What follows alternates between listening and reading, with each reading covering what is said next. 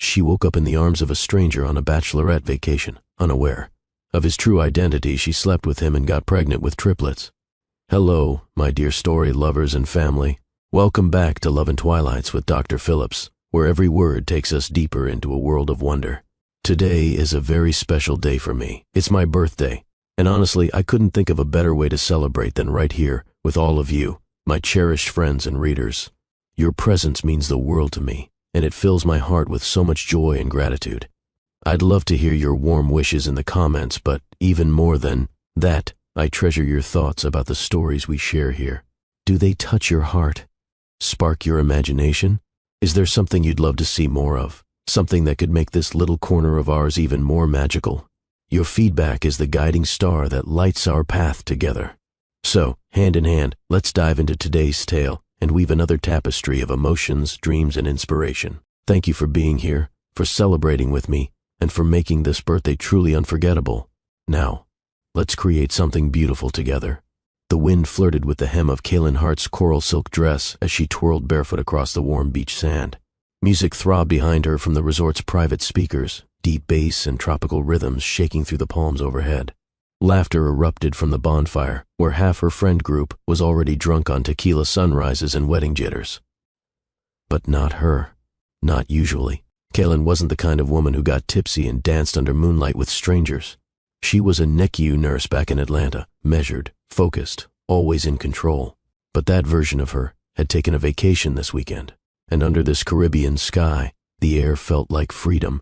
Girl, if you twirl one more time, you're gonna fall into the ocean, sorry, teased, stumbling up beside her, veil glowing from her light-up tiara. Kaylin laughed, cheeks warm. That might actually be the point. Okay, Miss Let Loose. Sari clinked her plastic cup against Kaylin's. This weekend, we forget rules. I'm trying. You're succeeding. Kaylin's smile lingered until her eyes caught something, or someone, at the edge of the party lights. He was standing alone near the tiki bar, half in shadow, tall, relaxed, not part of their group, definitely not from the Bachelorette crowd. His shirt was open just enough to tease the sculpted lines beneath it, and his pants were the kind of tailored linen that didn't belong in tourist shops. But it wasn't the clothes that caught her breath. It was how he looked at her, like he already knew her. She leaned towards Sari. Do you know him? Sari peered over her drink. Nope. But if you don't go talk to him, I'm calling in a dare. Kaylin's heart skipped. You wouldn't? You're damn right I would. This is Aruba, not the nurse's station. Liv. Kaylin took a breath. The stranger hadn't moved, but he hadn't looked away either. His eyes, even from a distance, held that sort of stillness that made everything else feel too loud. She couldn't place why it stirred her, but it did. So she did what she never did. She walked toward him. Her bare feet pressed into the sand, and every step made her more aware of how her dress brushed against her legs, how the wind swept through her hair, how alive she suddenly felt. He didn't smirk when she approached. He didn't try a pickup line.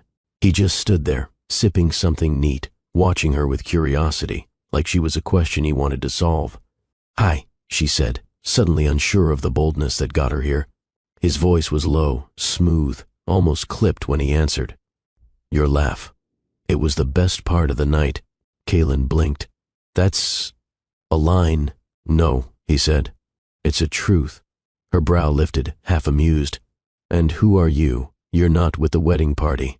Raphael, he said, letting the name sit for a beat too long. Just a man avoiding a conference I didn't want to attend. Kaylin raised an eyebrow. Running from some... He sipped his drink again. Maybe. She tilted her head. You don't strike me as the type who runs. He chuckled softly. And what do I strike you as? Her mouth moved before she could stop herself.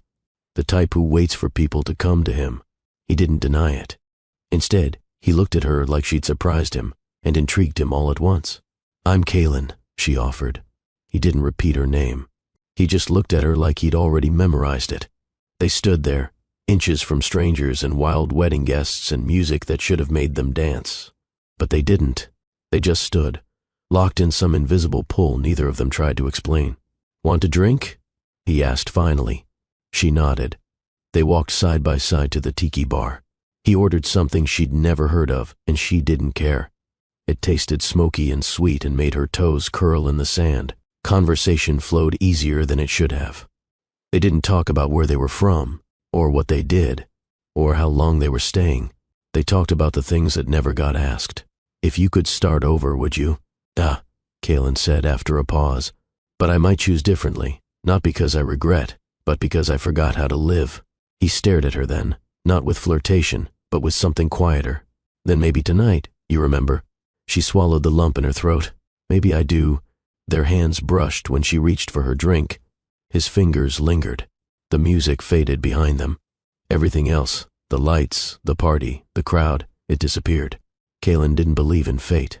She believed in facts, in schedules, in vitals, and blood pressure and birth weights. But standing here, her fingers wrapped around the edge of something she didn't fully understand, she felt the thrum of something new in her chest. And for the first time in years, she didn't pull away from it. She stepped closer, and he didn't stop her. The sky had deepened into a velvet canvas, stars blinking awake as the moon claimed its throne over Aruba's coast. A hush fell over the wind, as if the island itself leaned in to listen. Music still thumped behind them, but it felt far away now, like background noise to something far more pressing. Kaylin didn't know how long they'd been talking. All she knew was her cheeks hurt from smiling, her skin hummed with warmth, and the man beside her made silence feel full instead of awkward. She studied the edge of his jaw where the firelight caught against his profile.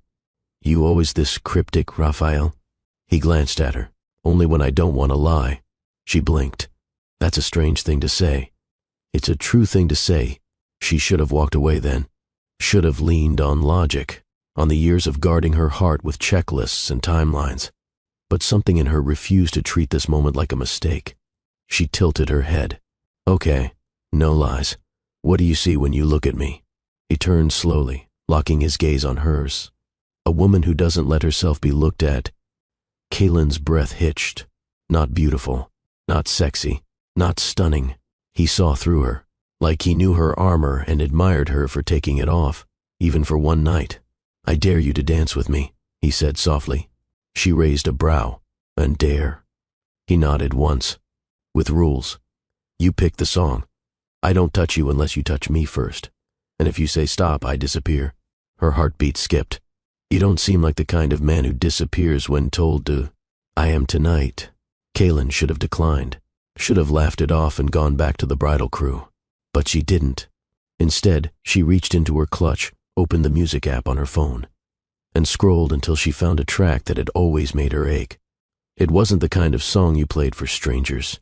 She tapped play. The first notes of a slow, aching R&B melody drifted from the Bluetooth speaker as the party's tempo faded. It was the kind of song that unraveled you if you let it. He didn't move until she held out her hand. No words, just skin on skin, warm and real. She led him to the edge of the firelight where the sand was cool and smooth beneath their feet. Couples around them were still dancing wildly, but the two of them stood in a bubble of stillness. He kept his promise, didn't touch her. Not until she stepped into him. Kaylin slid her hands up his arms, marveling at the solidness of him beneath the shirt. His hands hovered at her waist, waiting. She leaned forward. His palms settled against her hips, like a question. She answered it by drawing closer. Their bodies didn't grind. They moved like waves in sync, swaying slow, pressed close enough to feel the rhythm in each other's chests. "I haven't done this in a long time," she murmured. He bent toward her ear. "Then let's make it count." The melody dipped, and with it, her breath. Their cheeks brushed. His fingers didn't roam. They held her steady, like he knew that too much pressure might spook her. Kaylin felt the shift, from playful to profound. This wasn't just a dance. It was a conversation their mouths weren't ready to have. "I lied," she whispered without warning. He pulled back slightly. "About what?" "I do let myself be looked at, just never like this." His eyes softened. "Then you've been looked at wrong." She swallowed. There was something dangerous in how easily he made her forget the sand, the guests, the looming morning. "Why me?" she asked. "Why tonight?" "I didn't come here to meet anyone. I came to forget." "Forget what?" "Obligations, expectations, legacy." He paused. "You." She laughed softly. "I came to remember who I was before I became everyone else's safety net." His gaze dropped to her mouth. "And have you?" I think I'm just starting to. The song ended. They didn't move.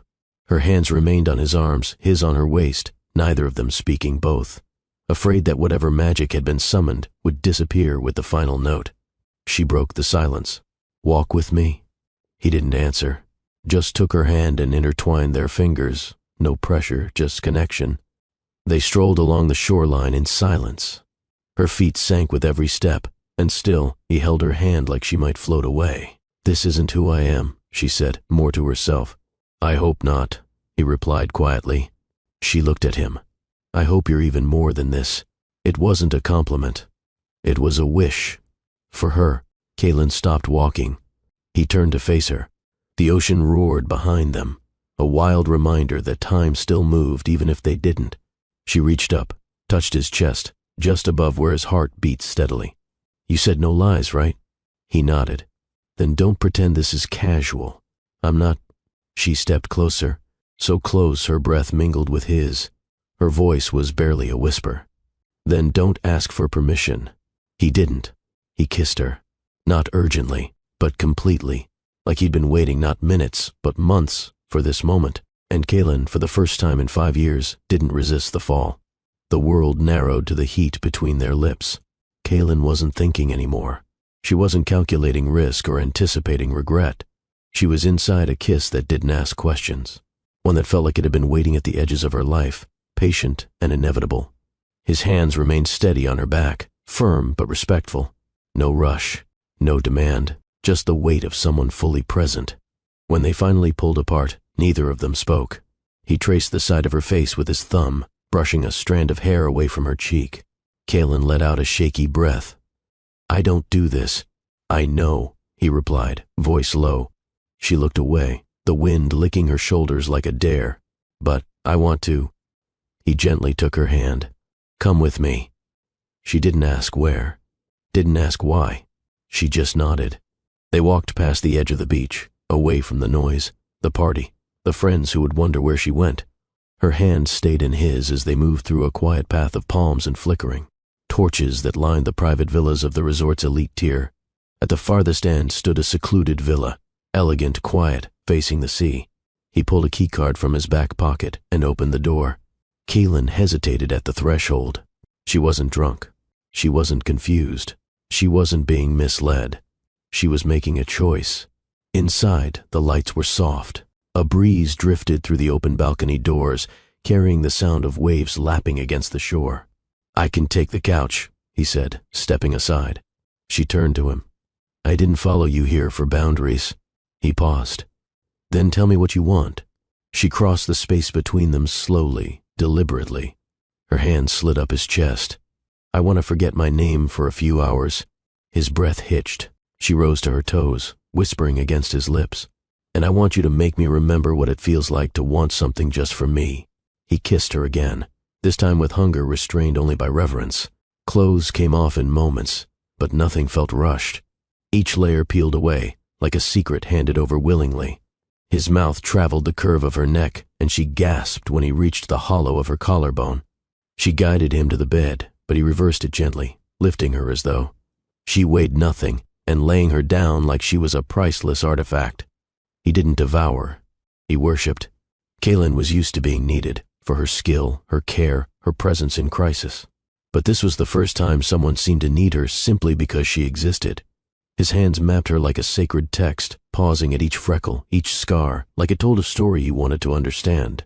She reached for him, anchoring herself in the feeling of skin against skin. I can't promise you anything beyond tonight, she whispered. I'm not asking for anything, but now. They moved together like they'd done it 100 times in another life. No awkward missteps, no forced rhythm, just instinct. Trust. Chemistry too precise to be accidental. When she came undone beneath him, it wasn't just her body. It was years of pressure, control, and quiet ache finally giving way. She didn't cry, but something inside her cracked open. And when they collapsed together, breathless and clinging, it wasn't over. They kissed again, laughed, talked, made love a second time, slower, more tender, like the first time had burned something clean, and now they were exploring the space left behind. Eventually, the clock lost its relevance. They lay tangled in the sheets, his arm draped over her waist, his lips brushing her shoulder with absent-minded devotion. "Still no regrets?" he murmured. Kaylin turned toward him, half-lidded, content. "Only that I don't know your real name." He smiled faintly but said nothing. She didn't push, because tonight wasn't about facts. It was about surrender, and when sleep finally pulled her under, it wasn't the kind of sleep she usually got. Brief, restless, duty-bound. It was peaceful, whole, safe, but dawn would come, and with it, a different truth. Morning crept in on golden feet. The breeze shifted from sultry to cool, slipping through the gauzy curtains like a secret. Sunlight spilled across the sheets, painting warmth over Kaylin's bare back as she stirred beneath the covers. She reached out instinctively, but her fingers met nothing but air. She opened her eyes. The room was still, no trace of movement. The spot beside her, empty, not rumpled, not warm, just vacant. Kaylin sat up slowly, clutching the sheet to her chest, the fog of sleep giving way to a subtle dread. The faint scent of cedar lingered in the linen, but the man it belonged to was nowhere in sight. She swung her legs over the bed and scanned the space. No clothes on the chair, no shoes at the door, no glass on the nightstand, no phone charging. It was like he had never been there at all, except her body told a different story. She stood, wrapped the sheet around her, and padded barefoot through the villa. The main room was immaculate. The sliding doors to the balcony were cracked open, letting the surf whisper through. A breeze ruffled the edges of a folded towel on the lounger. She walked out, half expecting to see him watching the sunrise with that quiet intensity he carried like armor. But the lounger was empty. No drink, no shoes, no Raphael. She stared out at the waves for a long moment, her chest tightening with a strange sense of abandonment. Not anger, not regret, just stillness. She'd let go, and now she was standing in the silence that followed. An hour later, Kaylin returned to the bridal suite with sunglasses over her eyes and a knot in her stomach. Sari was sprawled across the bed, nursing a bottle of coconut water and scrolling through her phone. "Whoa," Sari said, looking up. "You disappeared last night." Kaylin tossed her sandals aside.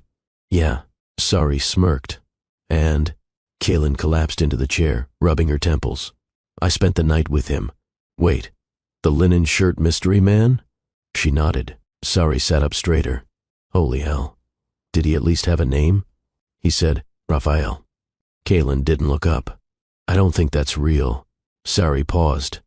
"You think he lied?" "I think he left no goodbye." Kaylin shook her head. Sari exhaled. "Damn. That's rough." "It's fine," Kaylin lied. "It was just a night. No strings." But she couldn't stop replaying the way he kissed her. The way he said her name like it meant something. The way he hadn't asked for anything, but made her want to give anyway. She knew it hadn't just been physical, and that scared her more than anything. Later that day, the Bachelorette group gathered for brunch on a rooftop terrace overlooking the sea. Everyone was sunburned, hungover, and loud, except Kaylin. She sat at the edge of the table, sunglasses still shielding her from more than just sunlight. Her phone buzzed. "Unknown number, did you sleep well?" Her chest constricted. Before she could respond, another message followed. "If I could do it again, I wouldn't leave." Kaylin typed, "Who is this?" No reply. She stared at the screen, pulse quickening. It had to be him. But he didn't give her a name. No face, just memories and silence. She stood abruptly. "Sorry, notice. Everything okay?" "I need air." Kaylin wandered down the beach alone, the midday sun beating overhead. She found herself back at the villa, but the door was locked now. Curtains drawn. No sign of life. The receptionist at the concierge desk was polite but firm. "Sorry, ma'am. That guest checked out this morning. Paid in full, no forwarding information." Kaylin turned away without responding. She walked until her feet ached, sat beneath a palm tree, and stared at the sea like it might hold answers. She wasn't sad. She was suspended, caught between a moment that had meant something and a future that refused to explain it. That night, she left the island with her friends. No goodbye, no closure, just the taste of someone who'd shown her what it felt like to be chosen for no reason but want, and the lingering echo of a name that didn't belong to anyone real. Hours before the emptiness, before the sheets turned cold, there was a moment. A long walk, bare feet brushing sand. Two strangers tangled in something too vast to name. Kaylin held her sandals in one hand, the hem of her dress fluttering with the wind. The man beside her, Raphael, as he had called himself, walked silently, not in a rush to fill the space between words. The moonlight made the ocean glow silver, and their shadows stretched behind them, linked. He finally broke the silence. "Tell me something no one else knows." Kaylin smirked. "That's bold. I'll return the favor." She hesitated. "All right. I applied to medical school once." He glanced at her. She shrugged. "Didn't go. I was already working nights at the hospital, already buried in saving babies and soothing panicked mothers. Going back meant letting go of the only stable thing I had. I chose certainty." His voice came low. "And you've never stopped wondering what would have happened if you hadn't?" She shot him a look. "That obvious? It's in the way you speak, like you're always editing yourself." Her laugh was soft. "Maybe I am." "Don't," he said. "Not tonight." She turned toward him. "Your turn. Tell me something no one knows." He looked out at the water. "My father thinks I'm a failure." Kaylin blinked. "You don't seem like one." "He built something powerful, something global, expected me to become a replica of him. I didn't want to inherit someone else's empire. I wanted to build my own." "But he sees that as betrayal." She studied him carefully. "What did you want to build?" "Something that heals. Not just treats symptoms, but actually changes lives, especially in places the world ignores." His eyes narrowed at the horizon. "I've been to remote villages where kids die from infections we cured decades ago in the West. That shouldn't happen. Not in this century." Kaylin felt something stir in her chest. "You speak like someone who's seen it up close." "I have." "Are you a doctor?" "No," he said, quickly. "But I've funded clinics, partnered with people who are trying. Why not put your name on it?" He looked down at his feet. "Because people with my name don't always help for the right reasons." She didn't press. Something in the way he deflected made her certain he was more than he let on. But there was no arrogance in him. No entitlement. Just weight, responsibility, pain. Kaylin paused in her steps. "You talk like a man running from more than just his name." He turned to her. "Maybe I am." The breeze kicked up, catching the edge of her dress. She shivered. He removed his linen shirt in one motion and draped it around her shoulders. The scent hit her first, clean, masculine, warm. "Thank you," she murmured. They stood there, feet in the tide, waves lapping gently as the stars blazed overhead.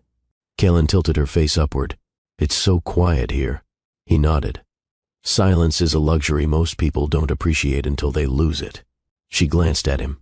"You lose it often." He gave a faint smile. "Every time I go home." She looked at him then, really looked. There was sadness in his eyes. And solitude, not the kind that came from being alone. The kind that came from never being seen. "Is that why you came here?" she asked. "To disappear?" He didn't respond immediately. Then, to breathe. They continued walking until the shoreline curved, and the lights of the resort faded behind them. Here, it was just moonlight, wind, and the sound of waves. He took her hand, not with urgency, but with intention. Kaylin didn't pull away. "You know what scares me?" she asked suddenly. "What?" "That I'll spend the rest of my life giving everything to everyone and forget how to want something for myself." His grip tightened gently. "Then want something now." She stopped, turned to him. "I want this," she whispered. He stepped closer. "Then take it." Kaylin leaned in. Their foreheads touched. The ocean roared behind them. No one was watching. No one would know. And still, it felt honest.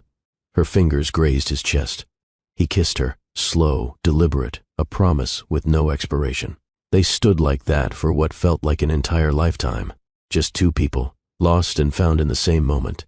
When they pulled apart, she said nothing. He simply took her hand again. And together, they walked back toward the villa, toward the night neither of them would forget. The keycard clicked, and the villa doors swung open into shadowed luxury.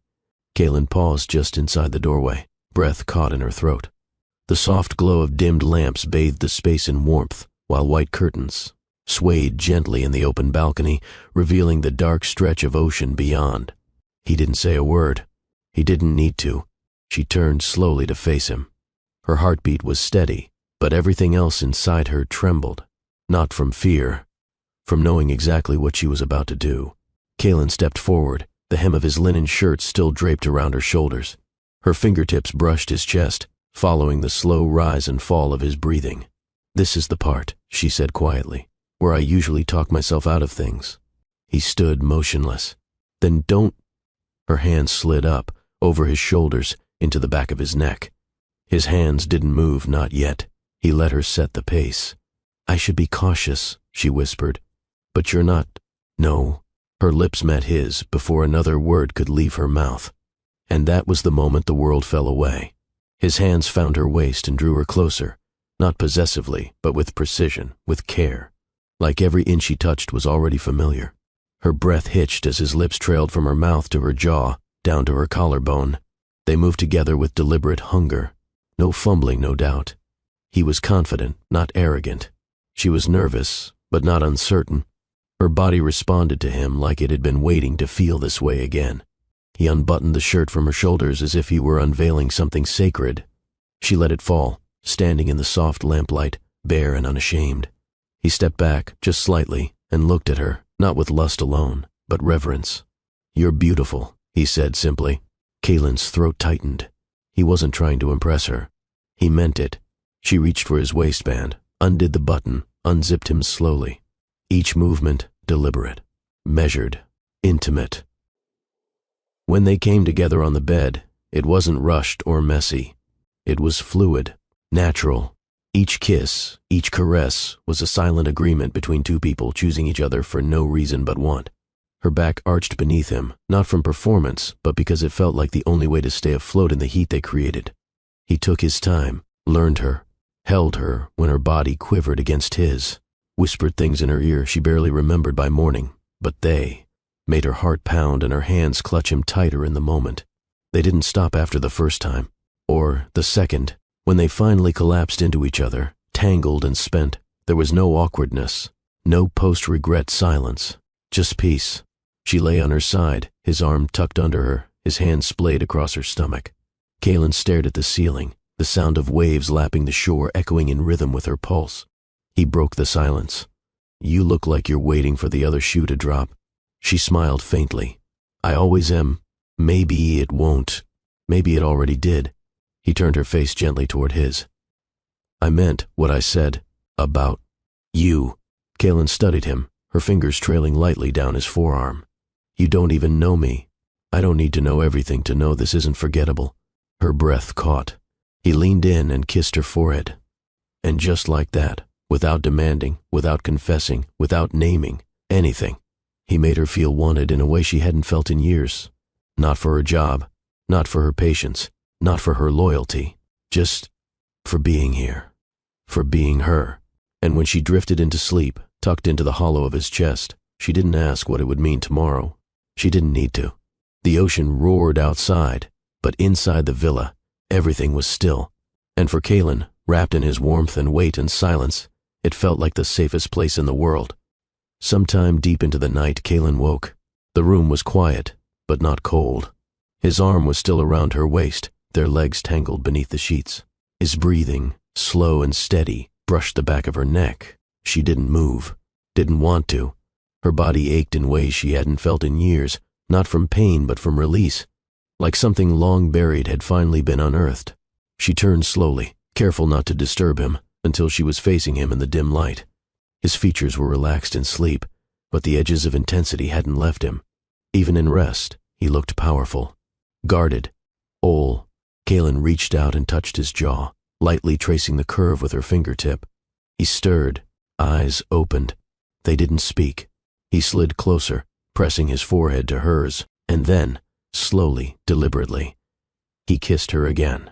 Their mouths met like a continuation of breath, familiar now, but no less charged. She rolled onto her back as he hovered above her, eyes searching her face like he was trying to memorize it in full daylight.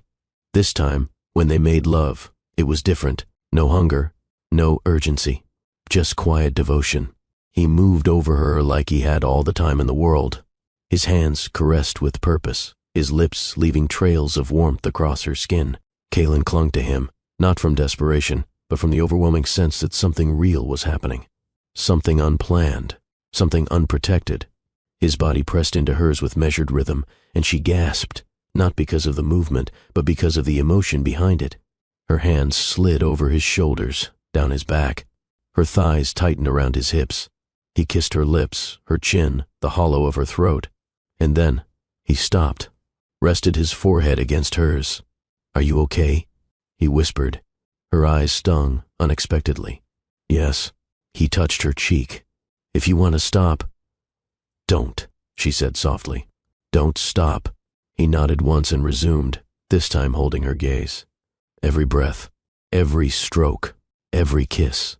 It was more than physical. It was a language they didn't need to learn. They already spoke it fluently.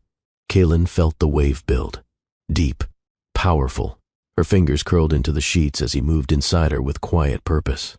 And when she broke, when the pleasure ripped through her, it was not just her body that responded. It was her heart, her mind, her past and present colliding in a moment that felt holy. She cried out, eyes shut, nails digging into his skin. He followed a moment later, groaning into her shoulder as he collapsed against her, breath shaking. They didn't separate. Not immediately. He stayed on top of her, his weight comforting, his breath sinking with hers. Then, gently, he rolled to the side, pulling her with him, cradling her against his chest. Kaylin pressed her face into the space beneath his collarbone. "What are we doing?" He didn't answer right away, just stroked her back slowly. "Something we'll both remember," he finally said. She nodded against him, then whispered, "Tell me your real name." He tensed. It was subtle, but she felt it. "I can't." Kaylin pulled back slightly. "Why?" "Because this night is the only thing that's felt free in years. If I give you that, everything else comes with it." She searched his face. "But you're already here. You know this isn't just some—" "I do." He cupped her cheek. "But I'm asking you to let me hold this just a little longer." She studied him. 1,000 reasons to pull away stirred in her mind, but one reason to stay beat louder than all the rest. She kissed him once, slowly, then nestled back into his arms. "Just tonight," she said, "and then we go back." He didn't reply, but he held her tighter, and she knew, whatever this was, whatever it could have been, would remain here, sealed between sheets, waves, and moonlight. No promises. No future. Just this. A fire that came without warning, and left no ashes. Morning arrived without permission. The light filtered in softly, dancing across the ivory sheets, brushing her cheek like a whisper. Kaylin stirred with a faint groan, the stretch in her limbs reminding her of everything she'd surrendered last night. Her hand reached across the bed instinctively. Nothing. She blinked. The space beside her was cold, undisturbed, pillows neatly fluffed. She sat up slowly, holding the sheet to her chest. Her heart thumped, not out of fear, but confusion. She glanced around.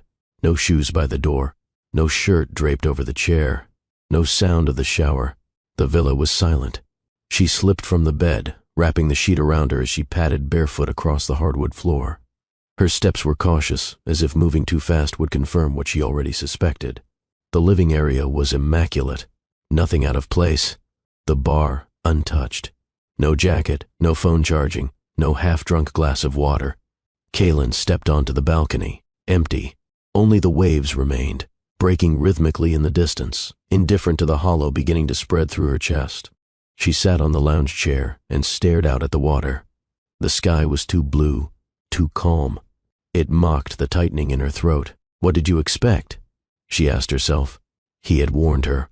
No last names, no promises, just now. But now had felt like more than a moment. She closed her eyes and leaned back, inhaling the salt in the air and the fading trace of his scent on her skin. Her mind tried to file the experience as just a memory. One night escape, a stolen chapter, no consequence. But her heart, traitorous, hungry, open, refused to comply. Kaylin didn't speak much on the way back to the suite. Sari had already packed up, scrolling through photos on her phone, humming a pop song. "You look like you got 3 hours of sleep," she teased. Kaylin managed a tight smile. Something like that. Was he worth it? Kaylin shrugged. Sari studied her for a beat. "You okay?" "I will be." She meant it. Or tried to. On the plane ride back to Atlanta, Kaylin stared out the window, chin resting on her knuckles. The clouds passed by without urgency. Her phone buzzed once, then went silent. No number, no message, just a blank screen, as if last night had never happened. She opened her camera roll. No photos, no evidence, not even a voice note, just silence. And that made it real. Back home, everything moved as expected. Hospitals didn't slow down for heartbreak. She returned to work 2 days later, scrubbed in at midnight for a 30-week preemie delivery, her hands steady, her mind focused. Babies still needed saving. Mothers still needed reassurance. Life didn't care that a man on a beach had made her feel something she hadn't felt in 5 years. But sometimes, when the NICU was quiet, when all the monitors blinked rhythmically, in the dim light, Kaylin would find herself thinking about him. Not what they did, but how he looked at her, like she was the only thing that made sense in a world full of noise. 3 weeks passed. No message, no call, nothing. She convinced herself it was good. Clean, uncomplicated. But every time she closed her eyes, she could still feel the way his voice wrapped around her in the dark. Still hear the way he said her name like it meant something. Still ache with the memory of how her body had melted beneath his hands. Then came the nausea. Sharp, relentless. She assumed it was the stress, night shifts, not enough sleep, hospital coffee. Until her favorite salad made her gag. Until her sense of smell turned into a curse. Until her period didn't come. She sat on the edge of her bathtub one night, test in hand. Waited, didn't breathe. When the result blinked into view, she stared at it in silence. 2 lines. Positive. Her fingers trembled. She didn't cry, didn't panic. She just stared at the truth. She was pregnant. And the man whose name she didn't even know was gone. Kaylin sat in her car, parked in the garage beneath her apartment complex, clutching. The positive test like it might disappear if she stared long enough. But it didn't. It stayed there, clear, undeniable. She pressed her head back against the seat, eyes fixed on the ceiling. Her pulse thrummed low in her ears, not frantic, but persistent, like a clock counting down to a life she hadn't planned for. Pregnant, not just pregnant. Pregnant from a night with a man whose real name she didn't know. A man who vanished before dawn. It felt surreal. She had counseled dozens of young mothers in NICU rooms, helped them calm their breath through panic, their tears through fear. But now, sitting here, with her world spinning just slightly off-center, she realized how quickly life could change without permission. Kaylin exhaled, long and slow, then climbed out of the car and headed upstairs. The next morning she called her OBGYN. There was no dramatic explanation, no teary confession, just an appointment. She didn't tell Sari, didn't tell her sister. She needed to understand the reality herself before inviting anyone else into it. She went alone. The office smelled like antiseptic and lavender hand lotion. The walls were pale blue, the kind meant to soothe. It didn't. She sat on the exam table, paper crinkling beneath her as Dr. Isa Navarro walked in with a warm smile and an open tablet. "Kaylin, how are you feeling?" Kaylin gave a weak laugh, like something big just crashed into my life. Isa's smile softened. "Let's take a look then." Ultrasound gel.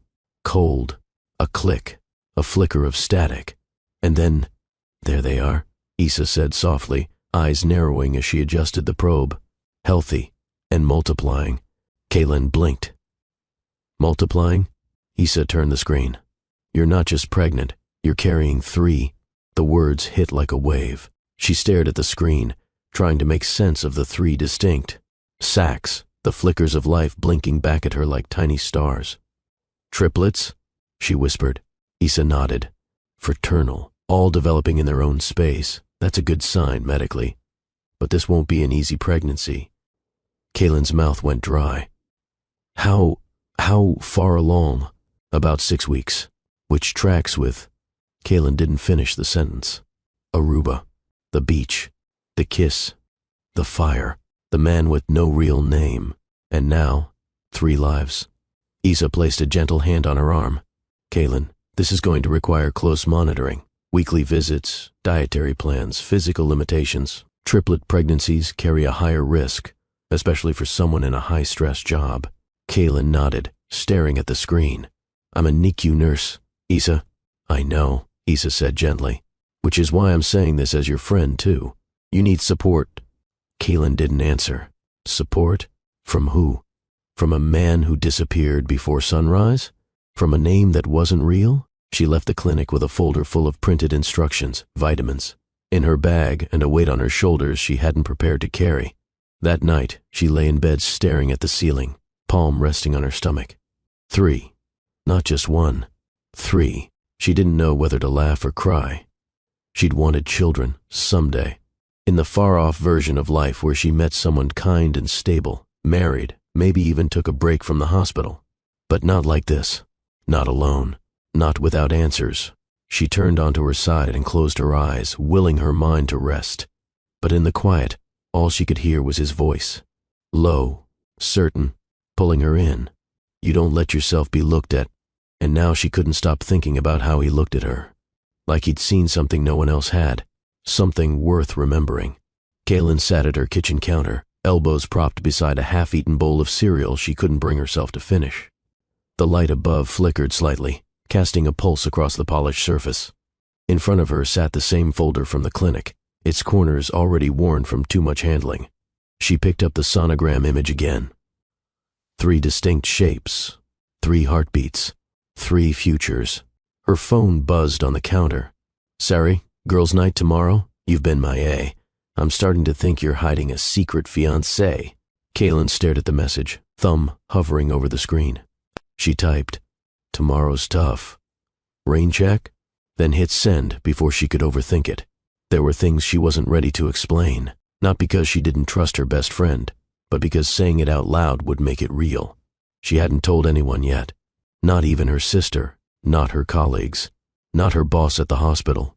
She'd spent the last week trying to function normally, attending staff, meetings, managing preemies in incubators, maintaining her rounds.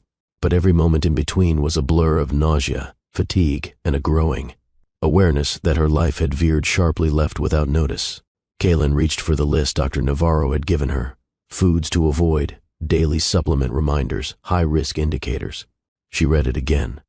And again, like the rules might change on the third read-through. Her phone buzzed again.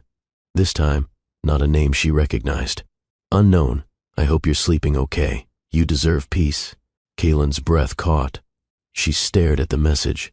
No name, no identifying number, but the wording, the tone. It felt familiar. She typed quickly. Who is this? No response. Her fingers curled around the phone. She hadn't spoken about the pregnancy, hadn't told anyone about the trip, hadn't posted a single thing. Was he reaching out? And if so, why now? She waited another hour. Nothing. The next morning, her routine collapsed. The moment she stepped into the hospital's front lobby, a wave of nausea hit her like a brick wall. She barely made it to the restroom before she dropped to her knees and emptied her stomach into the toilet. By the time she stood up, pale and trembling, she found Dr. Sharon, her supervisor, staring at her with concern. You okay? Kaylin nodded too quickly. Stomach bug. Maybe. Sharon raised an eyebrow. You've looked off for a few days. Kaylin rinsed her hands. I'm fine. You sure? Kaylin met her gaze. I will be. Sharon didn't push, but Kaylin knew the clock was ticking. She wouldn't be able to keep this to herself much longer. The physical toll was already showing, and the mental strain was growing heavier by the day. That afternoon, she returned to the clinic for another scan. She lay on the padded table, eyes fixed on the ceiling as Issa adjusted the wand. All 3 are growing steadily, Issa said. You're exactly where you should be. Kaylin nodded, throat tight. And your blood work looks great. No signs of complication yet. Yet, Kaylin repeated under her breath. Issa paused. How are you holding up emotionally? Kaylin looked at her. Like I'm watching my own life from the outside. That's normal. Kaylin blinked. Is it? Issa offered a soft smile. You're in shock, Kaylin. You went from being a nurse managing emergencies to becoming your own patient. Kaylin swallowed. That was it, wasn't it? She wasn't the one giving care anymore. She was the one who needed it. She didn't know how to be that person. I haven't told anyone, she said suddenly. Issa nodded. You don't have to. Not until you're ready. What if I never am? Issa sat beside her. Then you let the right people in. People who'll stay even when the details are messy. Kaylin nodded slowly and thought about him again. About how he hadn't stayed. About how he hadn't even told her his name. But something inside her whispered he knew by now. That message hadn't come from nowhere. She didn't know how, but he was out there, and he knew. That night, she stood in front of her mirror, shirt lifted, palm resting lightly on the soft curve of her belly. She wasn't showing, not really, but she felt it. The shift, the weight of what was growing inside her. You're not a mistake, she whispered. None of you. And as the tears rose, she let them fall. Not out of fear, but because something had cracked open, and love was already seeping in. The hum of the ultrasound machine filled the room like background music Kaylin couldn't tune out. She lay reclined, one arm beneath her head, eyes fixed on the screen, while Issa adjusted the probe over her abdomen with smooth precision.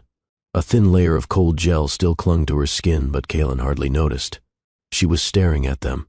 3 tiny flickers, 3 steady rhythms, 3 undeniable lives.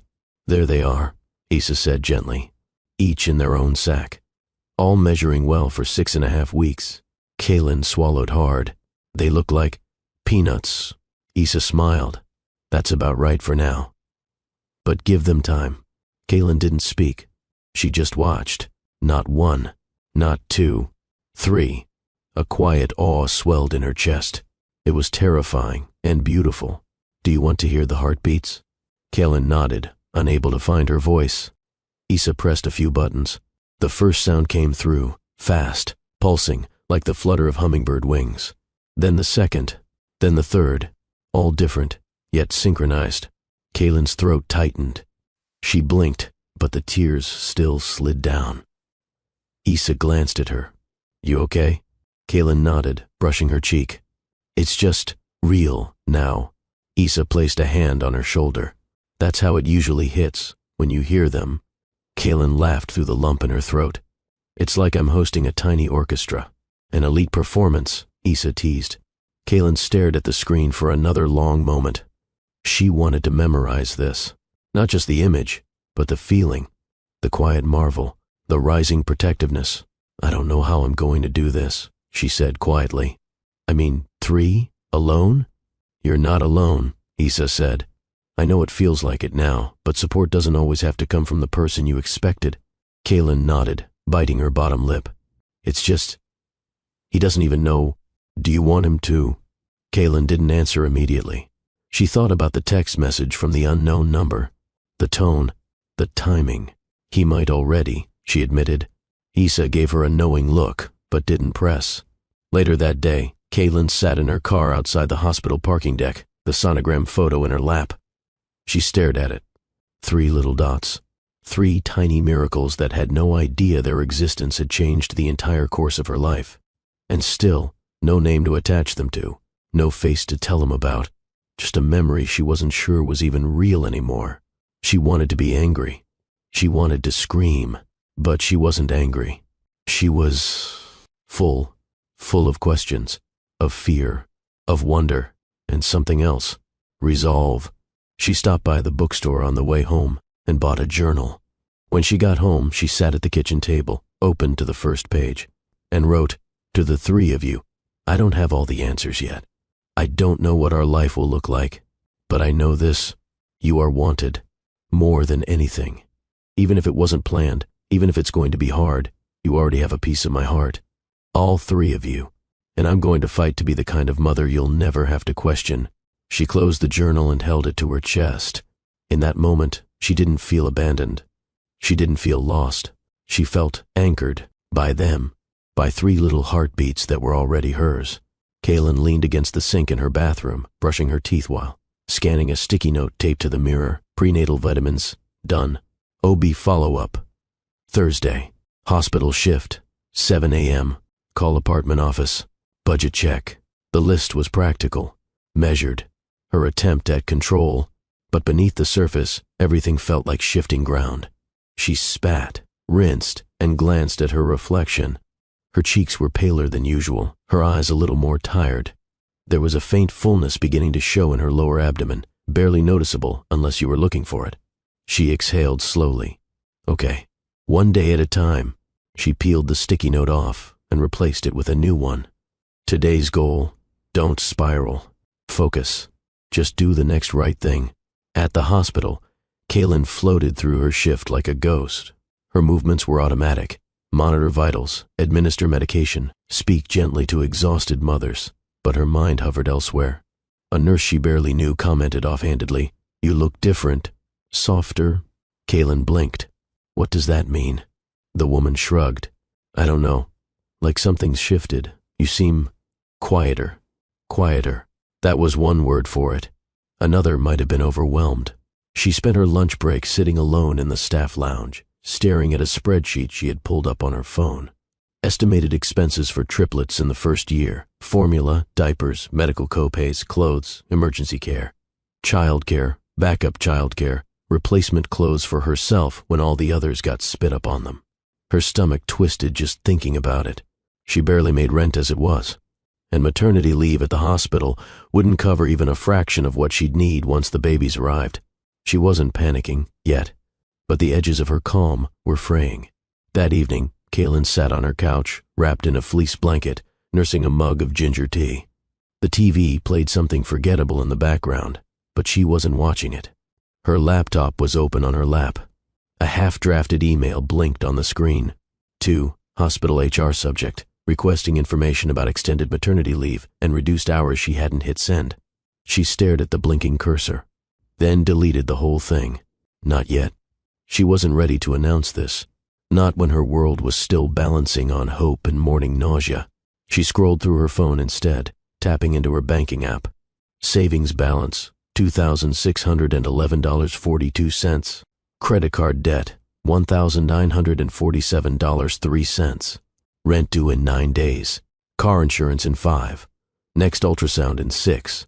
She pressed the phone against her forehead and closed her eyes. This was more than she'd bargained for. Her doorbell rang. She wasn't expecting anyone.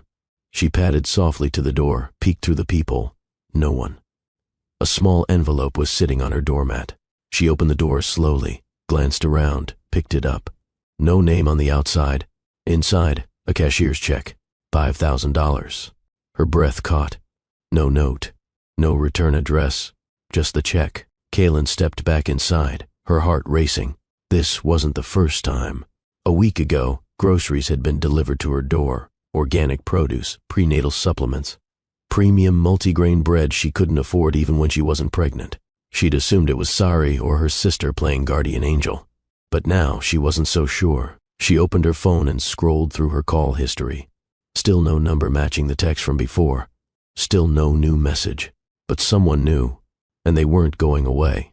That night, Kaylin sat in bed, the check folded beside her journal. She opened to a fresh page and wrote, "I'm scared. Not just about the money or the sleep I know I won't get, but because I want to do this well. I want to give you joy, not just survival. And I don't know if I can do both. But I promise I'll try, even if it breaks me." She closed the book gently, then curled into herself, hand resting on her belly, and whispered the words she needed to believe most. "I've got you. I've got you. I've got you." Even if she didn't know who had her. It was a Tuesday afternoon, the kind that blurred into every other day. Rain tapped softly against the windows of Kaylin's apartment as she lay curled on the couch under a throw blanket, bowl of saltines balanced on her stomach. Nausea had been her constant companion lately, but today was worse. She kept the TV on for background noise, some global news program Sari had recommended, claiming the anchor was fine as hell and weirdly calming. Kaylin wasn't paying attention until she heard that voice. Low, smooth, clipped with European polish. Her spine stiffened. She turned her head slowly toward the screen. There he was, not in linen this time. No open collar, no beach light in his eyes. A dark suit hugged his frame. His hair was neatly styled, his expression sharp and commanding. He stood at a podium flanked by security and suited men, speaking into a dozen microphones.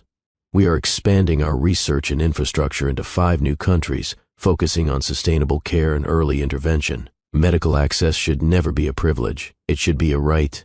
Kaylin's hand gripped the edge of the couch. The camera zoomed in. It was him. The same eyes that had watched her on the beach. The same mouth that had whispered her name in the dark. The man who called himself Raphael.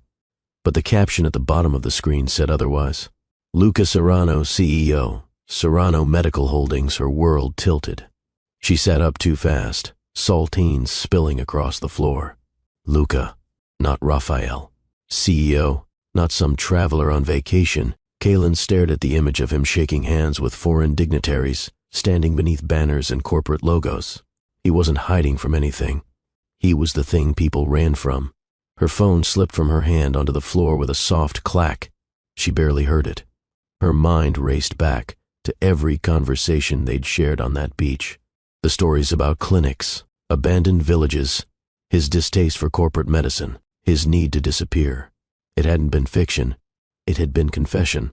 He hadn't lied about what he believed, just who he was. Later that evening, Kaylin sat on the floor of her living room, laptop open in front of her, fingers flying across the keyboard. She found everything in seconds.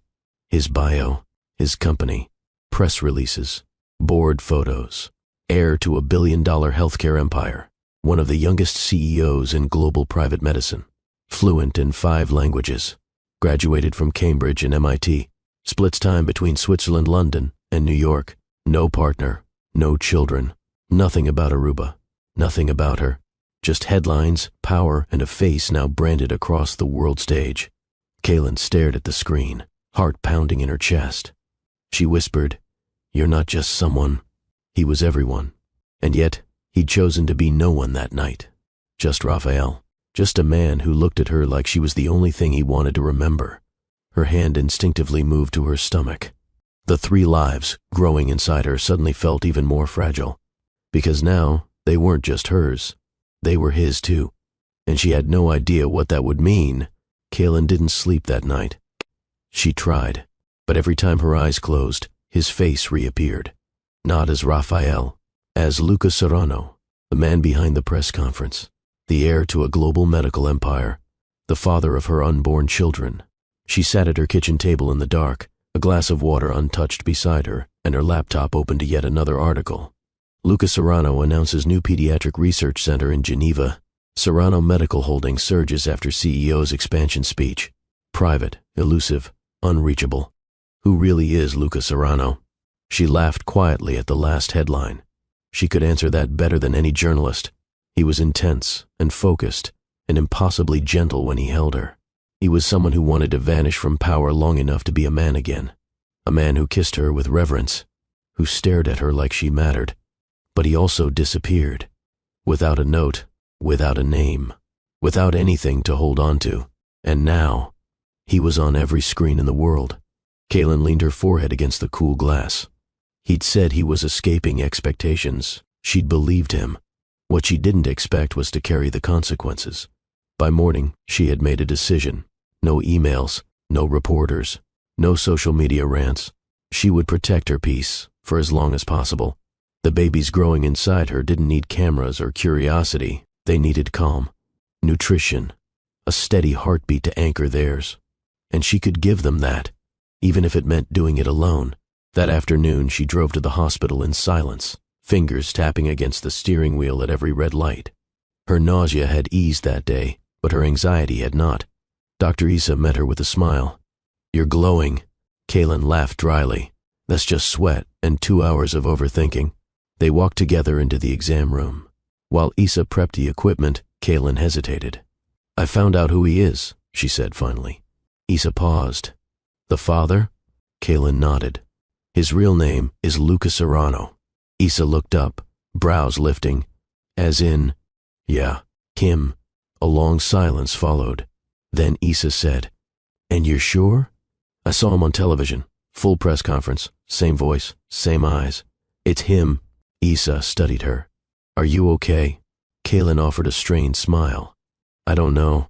Do you want him involved? I don't even know how to reach him. But you're not ruling it out." "I don't have the luxury of fantasy," Kaylin said softly. "I have to think about what's real." Issa adjusted the probe, the screen glowing to life with 3 tiny figures. "They're growing," she said, "healthy and strong." Kaylin stared at them. 3. The weight of it settled over her again. They didn't know what kind of world they'd been conceived into. They didn't know fame or secrecy or power plays. They just needed her. That night, another envelope arrived. Same type, no return address. This time, inside, a letter. Kaylin unfolded the page with trembling fingers. Kaylin, I didn't leave because it meant nothing. I left because it meant too much. That night was the first time I'd felt human in years. I didn't want to ruin it with reality. I didn't know how to reach you until now. But I know, and I want to help, even if you never speak to me again. This doesn't have to be a secret you carry alone. L, no signature, no phone number, no demand. Just words, soft, unsteady, honest. Kaylin read it 3 times before setting it down. Her fingers moved to her belly. Do I let him in? She whispered. There was no answer, only a flutter low in her abdomen. And maybe, just maybe, that was enough to keep her from closing the door completely. Kaylin stared at the letter for the 3rd night in a row. She hadn't responded, not because she didn't know what to say, but because she didn't know what she wanted. The message had been short, uncomplicated, no drama, no promise, just presence. Still, it haunted her. He knew now. He hadn't asked to meet. He hadn't asked for proof. He simply acknowledged the truth, quietly, and offered help, with no strings. And somehow, that unsettled her more than a confrontation would have. By week 9, the world around Kaylin began shifting. It started with the mail. Her rent bill arrived, stamped paid. She hadn't paid it yet. She called her leasing office. Oh, it was taken care of already, the receptionist said cheerfully. Corporate payment, wire transfer, full balance for 3 months. Kaylin's stomach turned. 3 months? A week later, her fridge was filled. Again. Groceries delivered and stocked by an unfamiliar service. Everything organic, everything high-end. Then came the medical kit. Delivered in a sealed box to her door, marked confidential. Inside was a sleek tablet preloaded with a custom maternal health tracking app, designed specifically for high-risk pregnancies. Not just any app, Serrano Medical Health Plus. She nearly dropped it. Her fingers hovered over the screen before pressing power. It lit up instantly with her name. Welcome, Kaylin. We're here with you every step of the way. She tried to ignore it. She kept working, kept attending her appointments, kept journaling to the triplets as if nothing around her was quietly being transformed. But the truth chased her. Every time her doorbell rang, every time her groceries showed up without a receipt, every time her hospital login alerted her that her insurance had been flagged for private upgrade. He wasn't just watching from afar. He was supporting her, on his terms, without making her choose. Sari noticed first. Why are you suddenly living like you have a sponsor? She teased one evening over tea. Kaylin forced a laugh. Maybe the universe is finally cutting me a break. Sari narrowed her eyes. You good? Kaylin hesitated, then deflected. Just tired. Sari reached over and squeezed her hand. You know you don't have to pretend, right? I don't need a press release, but I'm here when you're ready. Kaylin nodded. I know. But she wasn't ready. Not yet. That night, Kaylin sat on her balcony, blanket around her shoulders, one hand resting on her belly. The stars above Atlanta were faint, drowned out by city lights. But she stared anyway. Her thoughts raced. He knows. He's watching. He's helping. But why from the shadows? Was he waiting for her permission? Or was he afraid? And what did she want? She pulled out her phone and stared at the message thread from the unknown number. Still no new texts. No pressure. No intrusion. Just distance and quiet offers. She typed, "Why now?" Deleted it. Typed again. "You disappeared without a word. I had to find out who you were on a TV screen." Deleted that too. Then finally she typed, "If you want to be part of this, don't send things. Send yourself." She hovered over send and didn't press it. Instead, she set the phone down, curled tighter into the blanket, and whispered to herself, maybe tomorrow, because tonight she didn't want answers. She wanted quiet. She wanted to believe she still had a choice. A week passed, then another. Kaylin tried to settle into routine, prenatal vitamins, early appointments, managing shorter shifts at the hospital. She told herself the quiet was good, that no news from him meant she had space to think. But space wasn't the same as peace. Each day, she returned to her apartment wondering what would appear next, what else he might send. Then, one morning, she opened her mailbox and found a small envelope. No return address, no postmark, just her name, handwritten in block letters. Inside, another letter. Kaylin, you don't have to answer. I'm not writing to pressure you. I don't even know what I'm allowed to feel right now. But I think about you every morning. I wonder if you're eating well, if you're able to sleep, if the silence I left you in has made things harder than they already are. This letter isn't about the babies. It's about you. Because before anything else, you mattered, and I failed to show that. I'm sorry. L. Kaylin stared at the page, her eyes burning. The simplicity of it unraveled her more than any extravagant gesture could have. She folded the letter carefully and tucked it into the back of her journal. She didn't write back. But when she laid down that night, her hand drifted across her belly again. Not out of habit, out of hope. A few days later, the second letter arrived. Same handwriting, different tone.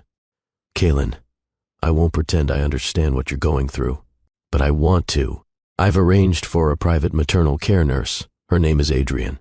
She's certified, discreet, and trained in multiple birth protocols. She won't show up unless you call her, but she's on standby for you now.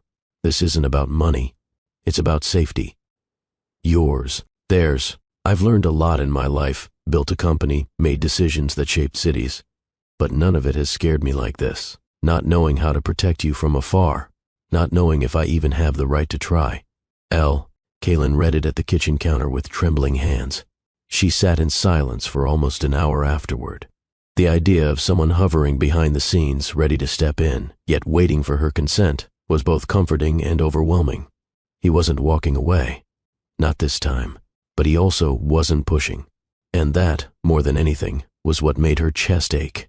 The third letter came on a Thursday. She hadn't meant to read it right away, but her fingers tore the seal before she made it to the elevator. Kaylin, I saw your name on a list today. Not through my company, not from surveillance. I saw it because I looked up your hospital by accident, trying to find a NICU article, and there you were. A photo, a quote, you save lives. That shouldn't surprise me, but it does. Because you never told me that night who you were, what you carried. And I wonder how many things you're still carrying, quietly. I can't take it all from you, but I want to carry part of it. If you'll let me. Always. L. Kaylin clutched the letter to her chest in the elevator, a tear slipping free before she could stop it. The man she met in Aruba had been a mystery. But this one, the one sending letters, not gifts, was starting to feel real. And she didn't know if that made it easier or harder to breathe. That night, she opened her journal again and wrote her first words addressed to him. You lied. But so did I. I didn't tell you who I was either. Maybe that's why it felt so honest, because we left everything that scared us outside the door. But now it's here. All of it. And it's heavy. Heavier than I expected. She closed the book, then stared at her phone for a long, quiet minute. Still no messages. Still no reply to the ones she never sent. Still waiting. But the letters were coming, and each one brought her closer to admitting what she hadn't dared to say out loud. She didn't want him to stop. Kaylin stepped out of the hospital after her late shift, the sun long set and the air crisp with the promise of fall. She pulled her hoodie tighter around her, her belly just beginning to show beneath the oversized fabric. She was exhausted, feet sore, back aching, and yet there was a strange energy beneath her skin, a buzz she couldn't shake. It wasn't fear. It was awareness, like eyes on her back. She scanned the parking lot. Empty rows. A few nurses loading their cars. Security doing rounds. Normal. Routine. But her pulse quickened. She unlocked her car, climbed in, and locked the doors before starting the engine. For a long moment she just sat there, staring at her own reflection in the windshield. This is ridiculous, she muttered. You're not being followed. Still, she drove home with the kind of precision that came from instincts honed in high-stress environments. Checking mirrors, watching turns, noticing details. When she pulled into her apartment garage, the overhead light flickered once, then steadied. She parked, got out, took the elevator, and just as she reached her door, she saw it. Another envelope, same block handwriting, no stamp, just her name. She didn't pick it up right away. She looked around the hallway, empty and quiet, then knelt down, scooped it up, and stepped inside, locking the door behind her. The letter was short. Kaylin, I had someone watching to make sure you got to your car safely tonight. You look tired. You stumbled slightly. Your gait's changed, probably your hips adjusting. I'm not sorry for the protection. I won't apologize for caring, but I understand if it crosses a line. You can tell me to stop. You can tell me to go. But I won't pretend not to see you. I see you, even when you don't want to be seen. L. Kaylin's throat tightened. It was too much, and yet not enough, because beneath the part of her that wanted to scream boundaries, there was another voice, a smaller, quieter one that whispered, he notices everything, even the things she didn't say out loud, even the weight she hadn't realized she was carrying until someone else saw it too. She stood in her living room, envelope in one hand, the other protectively curved over her belly. The babies kicked softly, tiny fluttering movements still new to her, and she whispered, what am I supposed to do with him? No one answered, but the silence felt less empty than it used to. That weekend, Kaylin spent her Saturday morning cleaning, compulsively wiping every surface, reorganizing. Kitchen cabinets, folding and refolding baby onesies she'd bought impulsively the week before. She was halfway through vacuuming when her phone buzzed. Unknown number, one line, window. Now, she froze, heartbeat loud in her ears. She walked to the window, hands trembling. And there he was, across the street, leaning against a black car, dressed in a navy coat, no security in sight, no cameras, just him, Luca. Their eyes met through the glass. He didn't wave. He didn't smile. He just waited. She didn't know how long she stood there, long enough for her knees to weaken, long enough for the disbelief to wear off. Then, slowly, she stepped away from the window, opened the front door, and walked outside. Rain came in slow sheets, the sky a bruised gray as thunder cracked somewhere in the distance.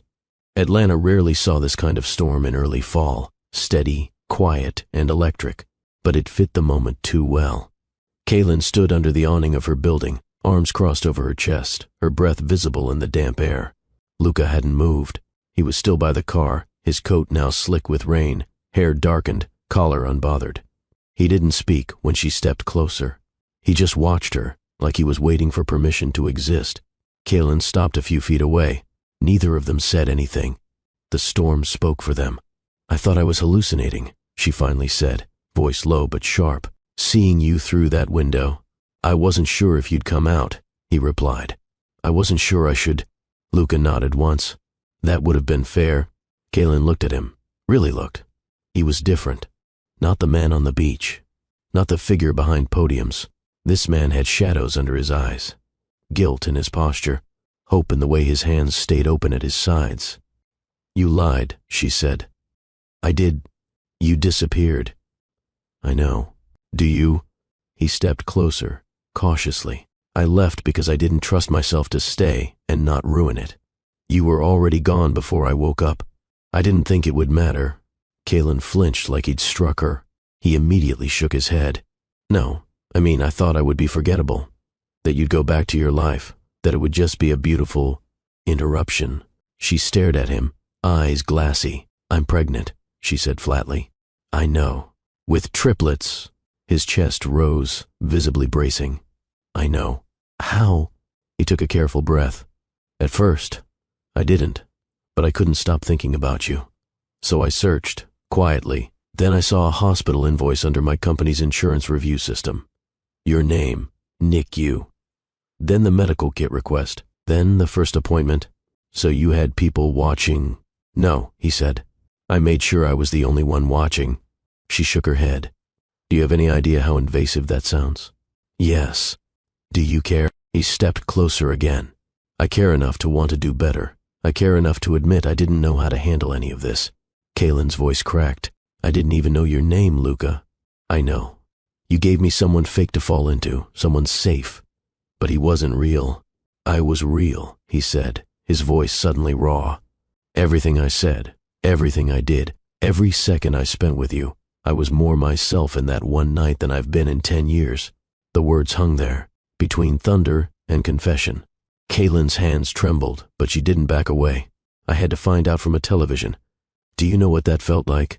Luca's voice dropped. Yes, because when I saw your face again on the ultrasound file, I felt it too. The regret, the weight, the shame. She looked at him, torn between fury and something deeper. I didn't ask you to find me, she said. But I did, and now I can't unknow you. Silence. Then, you left me to deal with this alone. I'm here now. Too late. I'm trying. Kaylin pressed a hand to her forehead, then to her stomach.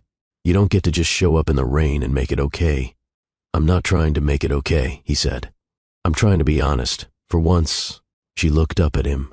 He wasn't perfect. He wasn't clean. But he wasn't running anymore. She stepped back. Luca didn't follow. I don't know what I want from you, she admitted. You don't have to decide today. Her voice softened. But you want in. I want to know them. I want to help you.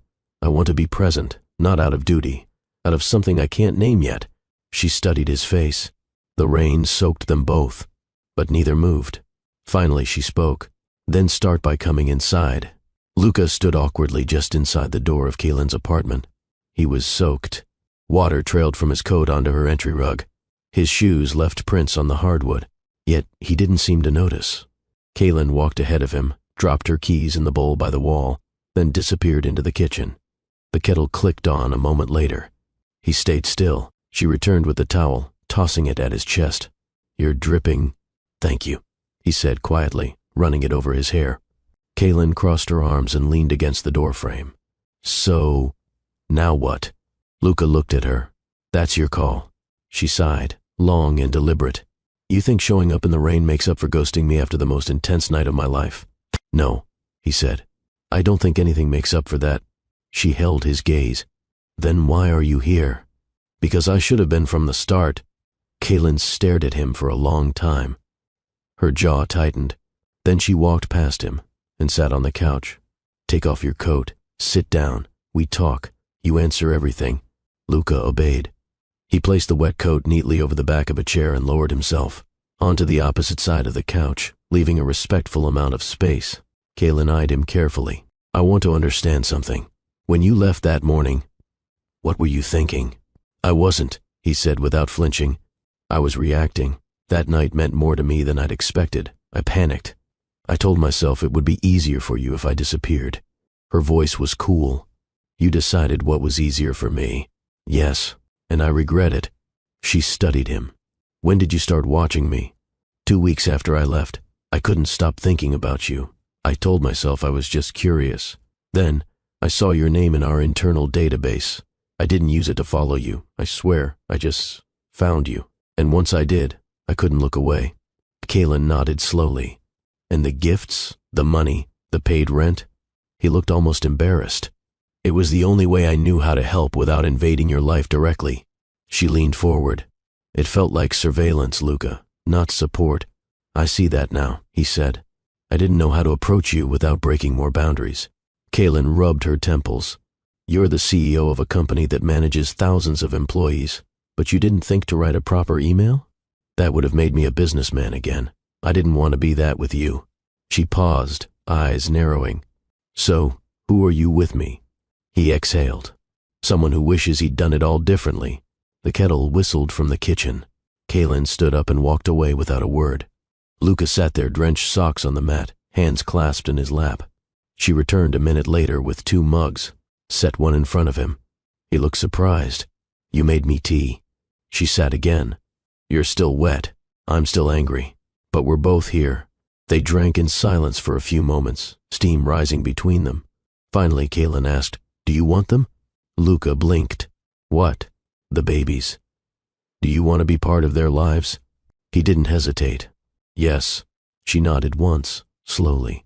Then you'll earn it, day by day. No special access because of your name. No jumping ahead because you have resources. You start where I started, with nothing but love and fear. I can do that. Kaylin looked at him. Don't say it unless you mean it. I've never meant anything more. Her eyes softened, but her voice remained steady. Then be here. Show up. Don't vanish again. He reached into his coat pocket and pulled out a phone. This is my direct line. No assistance, no firewall. It's only for you. She took it, held it in her palm, and said nothing. Call me if you need anything, he added. Or don't. I'll respect whatever you choose. Kaylin exhaled slowly.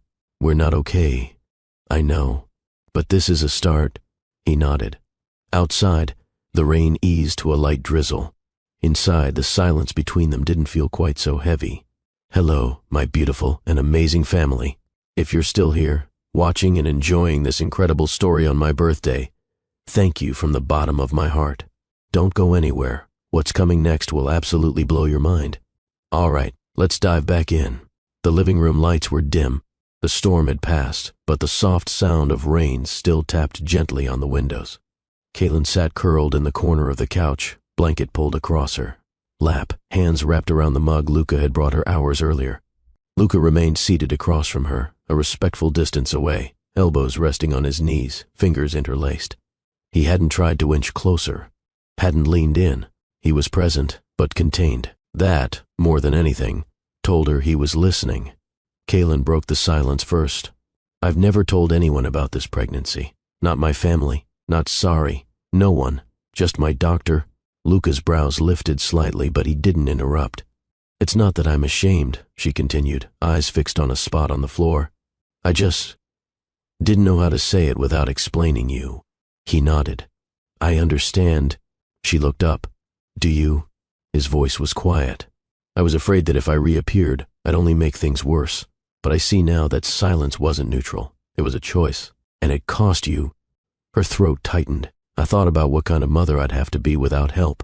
I made lists, budgets, schedules. I looked up high-risk pregnancy risks until I couldn't sleep. Luca's eyes flickered with something that looked like pain. You shouldn't have had to do that alone. I didn't have a choice. He leaned back, his voice softer now. I've been alone in most of my life decisions too. I've learned how to perform control, how to use power to protect myself. But the night I met you, I forgot all of that. You didn't ask me to be anything. You lied to me.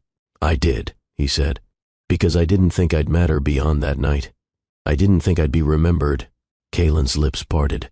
You were unforgettable, and not because of what we did, but because of how you made me feel. He straightened slightly. How did I make you feel? She didn't hesitate. Like someone saw me, not the job, not the title, me. A pause. Then she added, and then you vanished. Which made it worse. Luca's chest lifted with a long breath. There's no excuse for how I left. But if there's a way forward, I'll take every step. Even if it's slow. Kaylin stared at him, her expression unreadable. I don't know if I trust you yet, she said plainly. That's fair. But I want to. That made him look at her. Truly look. His jaw softened. His shoulders eased.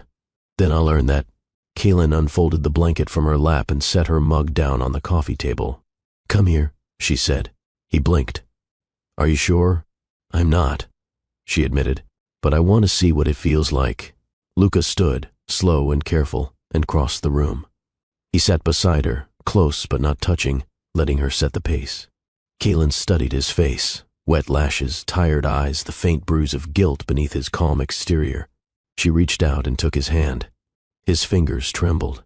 She placed his palm gently over the curve of her belly, and for a while, they just sat like that, two strangers learning each other all over again. Luca exhaled. I never thought this moment would come. Kaylin leaned her head on his shoulder. Neither did I. Outside, the rain faded into mist. Inside, something delicate had taken root. Not yet trust, not yet forgiveness, but something real. The next morning, Kaylin woke to sunlight pushing through her blinds and the soft sound of movement in her kitchen. For a split second, she forgot.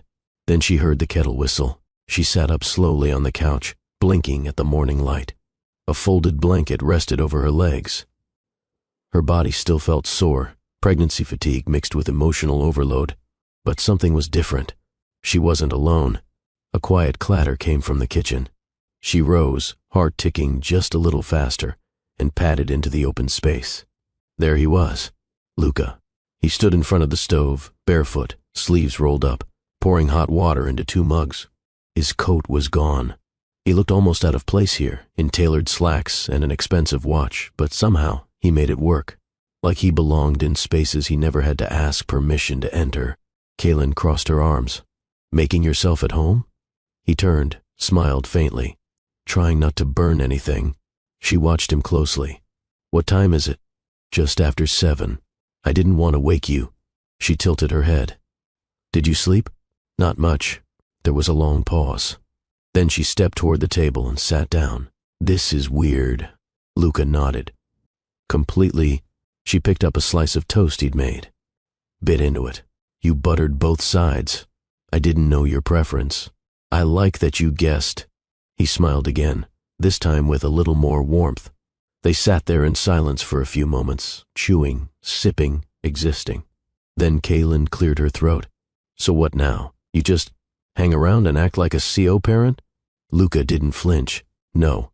I'll wait to be invited, but I'll show up when I'm needed, not just financially, personally. Showing up takes more than expensive tea and folded blankets. I know, he said. Kaylin watched him carefully. Are you ready for how messy this might get? I'm not sure anyone ever is. She appreciated the honesty. No bravado, no well-rehearsed lines, just him, sitting at her kitchen table, trying to figure it out. Later that afternoon, they went together to her appointment. It was unspoken but clear he wasn't leaving. Kaylin wore a loose knit sweater and leggings that barely concealed the small swell of her stomach. Luca, on the other hand, walked with his hands tucked into his coat pockets, head slightly bowed, trying not to draw attention. Inside the waiting room, they sat side by side, but not touching. The nurse called her name. Kaylin stood, then turned back and said, "You can come." Luca blinked. "Are you sure?" She nodded once. He followed her into the exam room, silent. The sonographer, a bubbly woman named Denise, smiled at them both. "Let's take a look at those babies, shall we?" Kaylin lay back, lifted her shirt, and braced for the cold gel. The screen flickered to life. Luca moved closer, his hand gripping the back of the chair. 3 tiny forms wiggled on the screen, each heartbeat like a soft flicker in the dark. Kaylin didn't look at the monitor. She looked at Luca.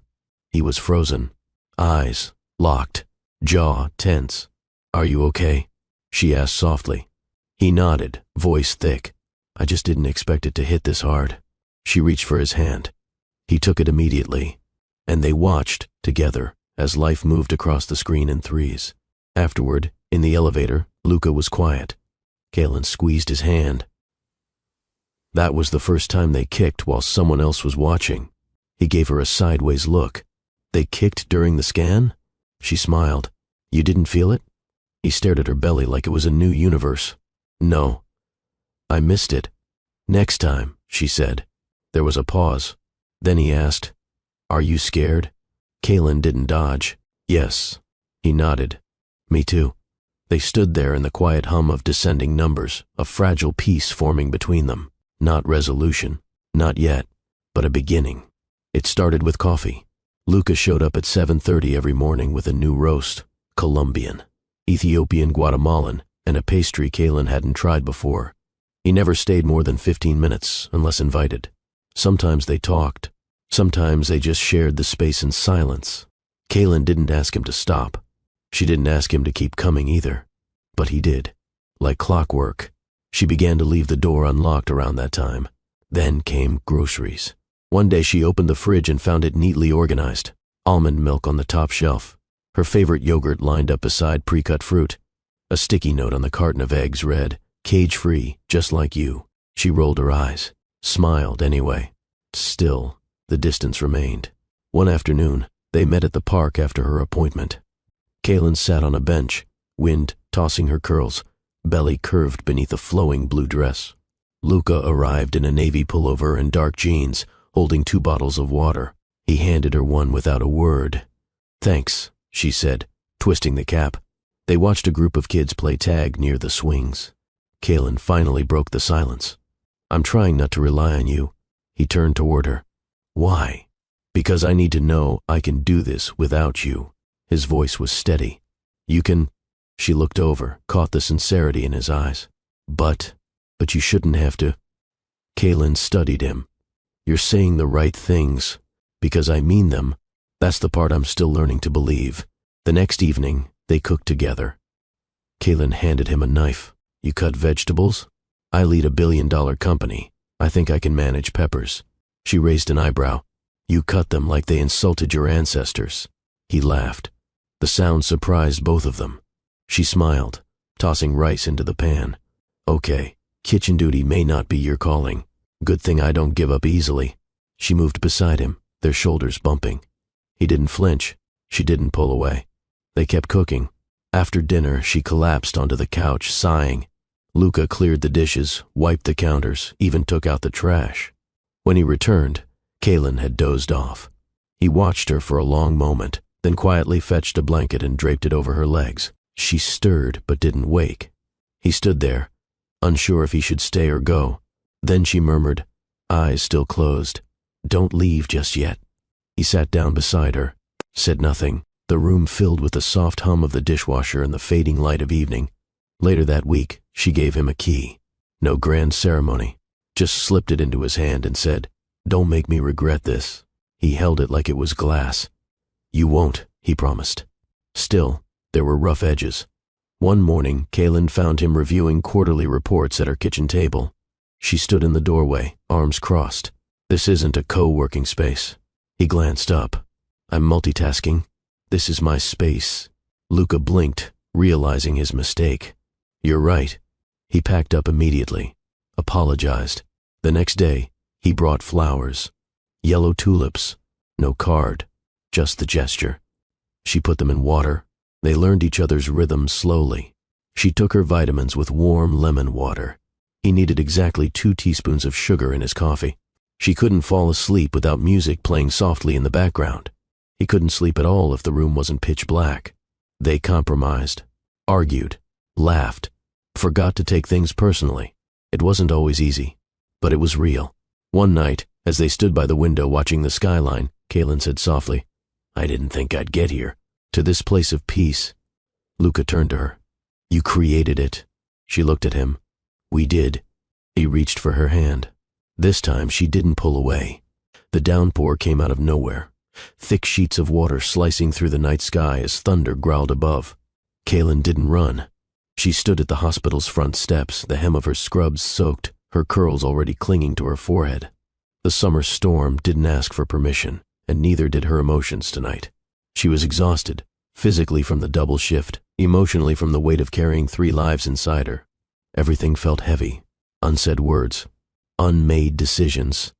A sleek black SUV pulled to the curb. She didn't need to see the face.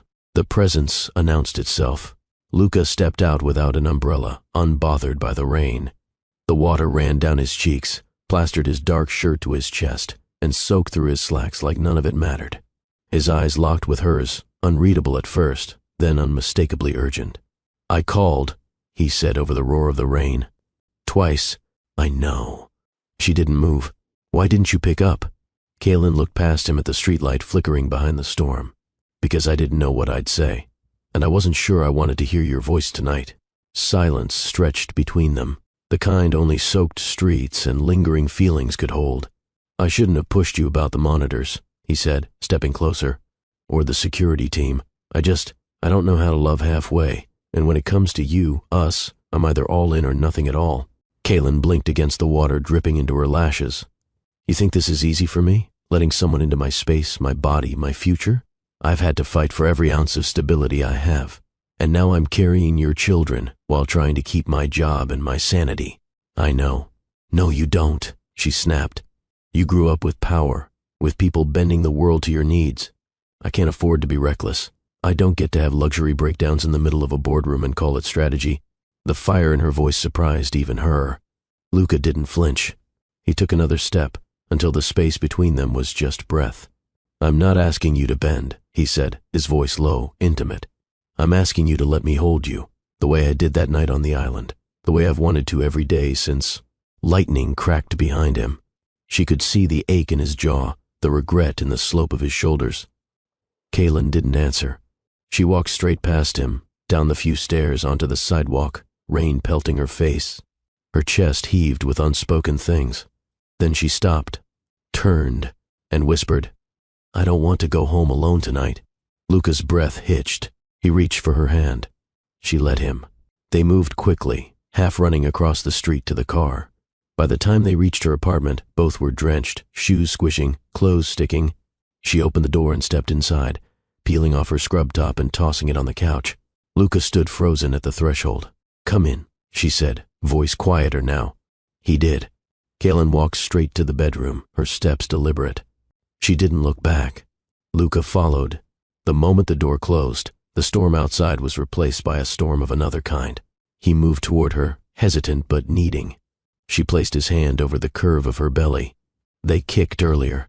I think they knew I was upset. His fingers splayed, reverent over the gentle swell. I think they know they're loved. Kaylin met his eyes. "Do you?" "I'm learning," he admitted. "But I do know this. I've never wanted anything the way I want to protect this. Protect you." Something in her cracked. The tears she'd swallowed for weeks slid down, mixing with rainwater on her cheeks. She kissed him. No hesitation, no performance, just longing. Their lips met with urgency, months of restraint unraveling in seconds. He lifted her gently, cradling her weight, easing her onto the bed without breaking the kiss. His clothes came off in soaked pieces, hers following. She wasn't the woman from Aruba anymore. And he wasn't just the stranger with secrets. They were something else now, something real. When he moved over her, he did it with tenderness she didn't know she needed. His hands worshipped her changed body, every curve, every new shape. His mouth murmured promises against her skin.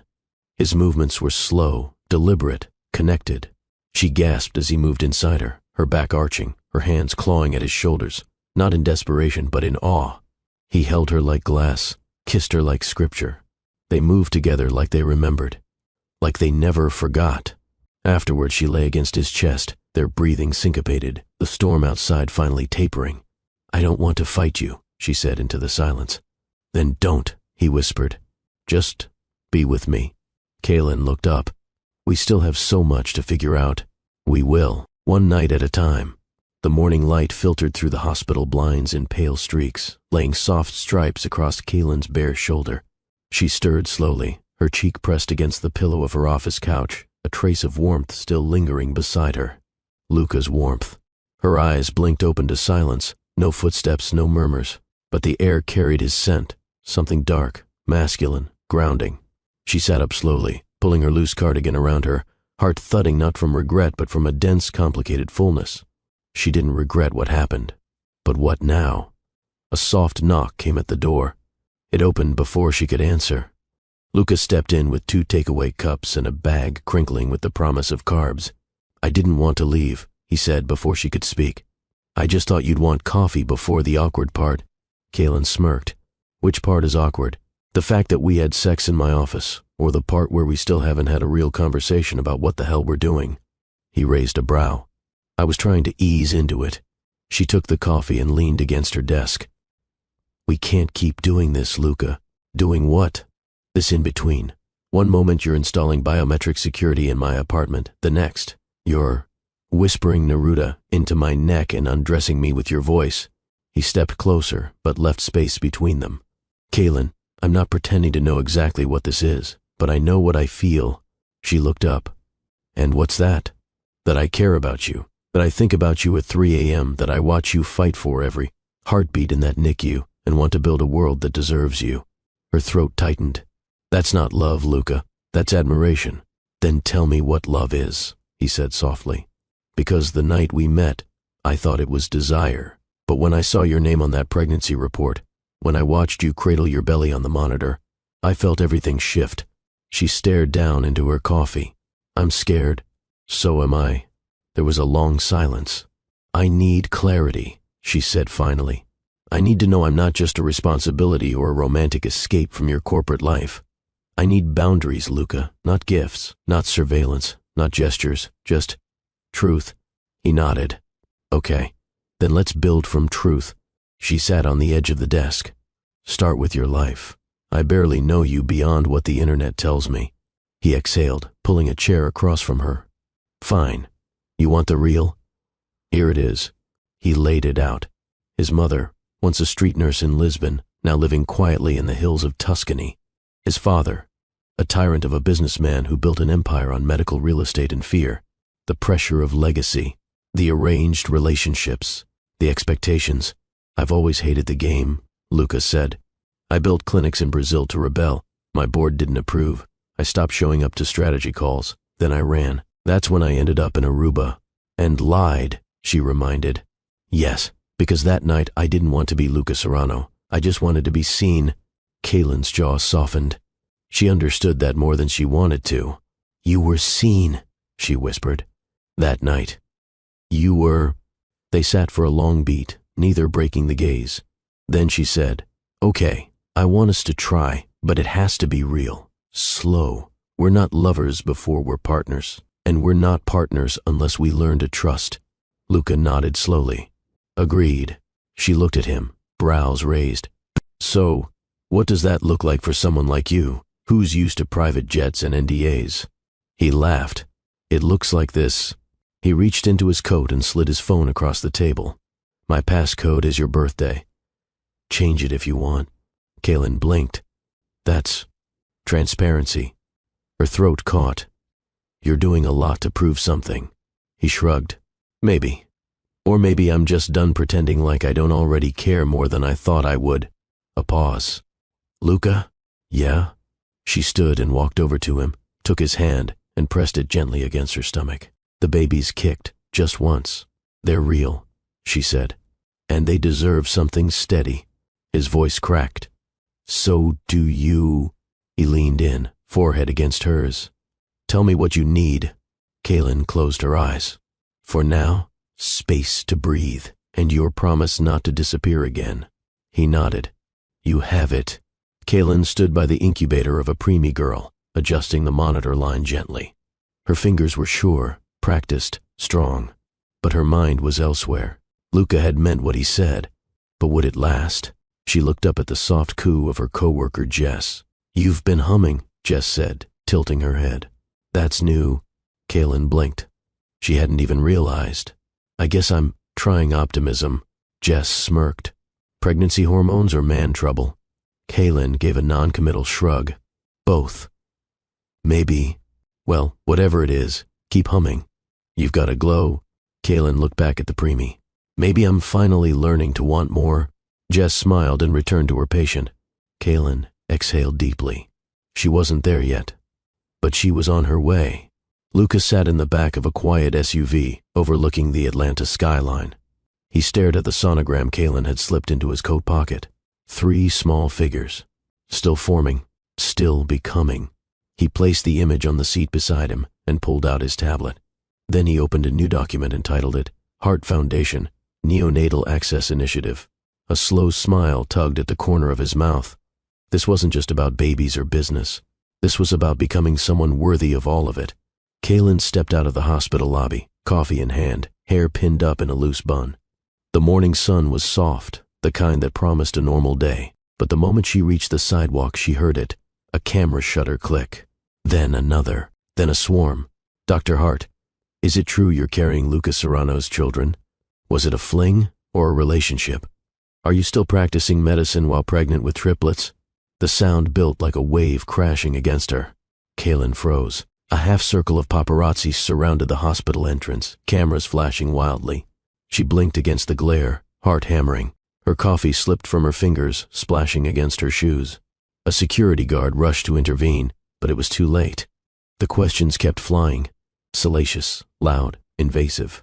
One voice shouted, Is it true he bought you the penthouse? Kaylin turned away and walked back into the hospital without a word. Her jaw was clenched so tight she felt it in her ears. Inside, her phone buzzed.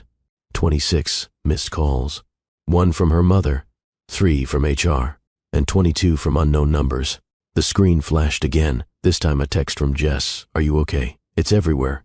You need to see this. Kaylin didn't want to look, but she opened the news app anyway. Breaking, billionaire heir and NICU doctor expecting triplets. Secrets from Aruba revealed. Beneath the headline was a photo. Her, in Luca's arms, outside her apartment. Another image showed her entering the hospital in scrubs. The caption read, Unconfirmed sources say the hospital board is reviewing her employment status. She dropped the phone. Her lungs locked up. The world spun too fast. Then, without thinking, she stormed into the locker room, grabbed her coat, and left through the side entrance. Luca stood in front of the giant TV screen as the footage replayed on every channel. His jaw was rigid. His phone buzzed with a dozen messages from PR teams, legal advisors, and board members. "Shut it down," he barked into the speakerphone. "All of it." "Already in motion," came the reply. "But the story's viral. Damage control won't be easy. Someone from your security detail leaked it." Luca gripped the phone tighter. "Find out who, fire them, then sue them." He ended the call. His gaze drifted to the photo on the screen. Kaylin, caught mid-blink, vulnerable and exposed. His fault. All of it. He didn't wait. He grabbed his keys and left. She paced the living room, tension radiating off her in waves. The blinds were drawn tight.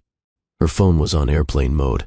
She was trying to breathe, to think, but the humiliation burned through her like acid. When the knock came, she already knew it was him. She opened the door without a word. Luca stood there, damp from the early rain, chest heaving, eyes wild. "I didn't know," he started. "I didn't ask what you knew," she cut in, voice shaking. "I asked for space, respect, privacy, and now I'm headline bait." "I'm handling it," he said quickly. "It wasn't me. I didn't tell anyone. But you built this world," she snapped. "The guards, the assistants, the cars. You made us a spectacle before I even got a chance to tell my mother I was pregnant." Luca stepped in, quiet but firm. "I made mistakes, I know that. But I didn't leak this. Someone around me did, and I'll deal with them." She crossed her arms, eyes brimming. "That's not the point." "Then tell me what is." Kaylin's voice trembled. "I'm a doctor, Luca. I work in neonatal care. I'm responsible for fragile lives. I don't have time to be someone's girlfriend on TMZ." "You're not? Then what am I?" she asked, voice cracking. "What are we?" Luca didn't answer right away. Instead, he walked toward her and reached for her hand, gently, as if asking for permission. She didn't pull away. "You're the mother of my children," he said. "You're the woman I can't stop thinking about at night. You're the reason I'm becoming a man I'm proud of." She looked away. "But I also know you're more than that. You're you. And if me loving you is causing chaos, I'll step back. Just say the word." Kaylin swallowed the lump in her throat. "I don't want you to step back. I want you to stand beside me, but quietly, respectfully. No more high-powered shields. No more helicopters or headlines." He nodded. "Understood." She looked at him, still guarded.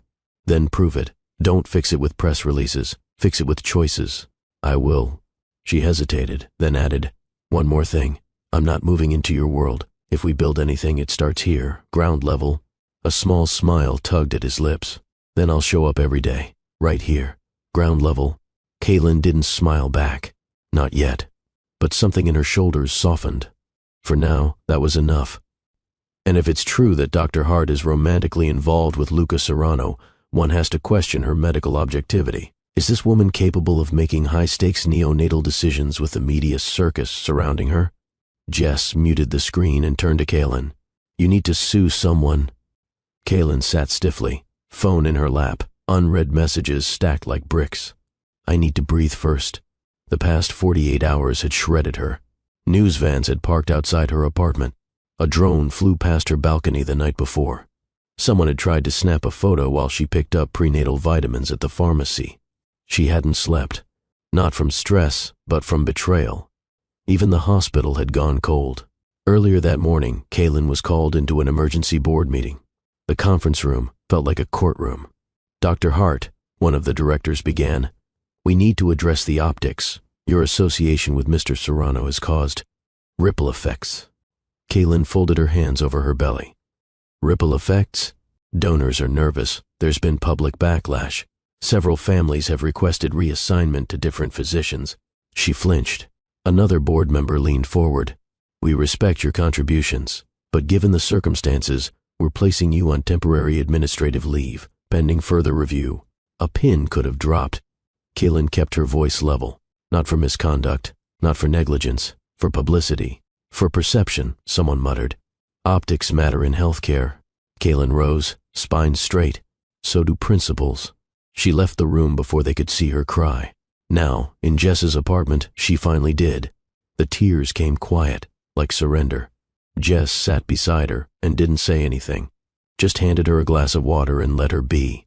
Shareholder sentiment is down 13% since the photos leaked, one advisor said. Too many people think you're distracted, another added. The perception is you're emotional, unstable. Lucas sat at the head of the table, unmoved. He'd been listening to this chorus for hours, about branding, image control, corporate damage. Then one man from legal pushed too far. You need to distance yourself, publicly, issue a statement, something like, I regret the misunderstanding. That sort of spin. Luca's voice was low and lethal. I don't spin women I care about into lies. The room went still. He stood slowly. Kaylin Hart is the mother of my children, the woman I admire most, and the only one in this room who's done anything brave. Silence. You want to pull your money because I'm protecting someone decent? Fine, pull it. I'll rebuild. Then he walked out. She was curled up on the couch when her door buzzed. She debated ignoring it, but something made her rise. Luca stood outside, coat damp with mist, a tension in his shoulders that hadn't eased all day. I heard, he said. I'm sure everyone has, she replied softly. I wanted to check on you. She nodded once, stepping aside. Luca took in the dark room, the drawn blinds, the untouched dinner. You've been off your feet all day. I've been off my identity, she said with a hollow laugh. I didn't realize loving someone like you came with a career death sentence. He flinched, but said nothing.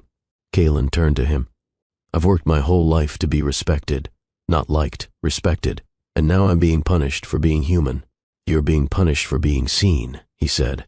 That's the difference. The world doesn't mind powerful women until they love out loud. She leaned against the counter, arms folded. You mean until they love someone who could buy the whole hospital wing? Luca crossed the room. I wish I could fix this with money, Kaylin. I do.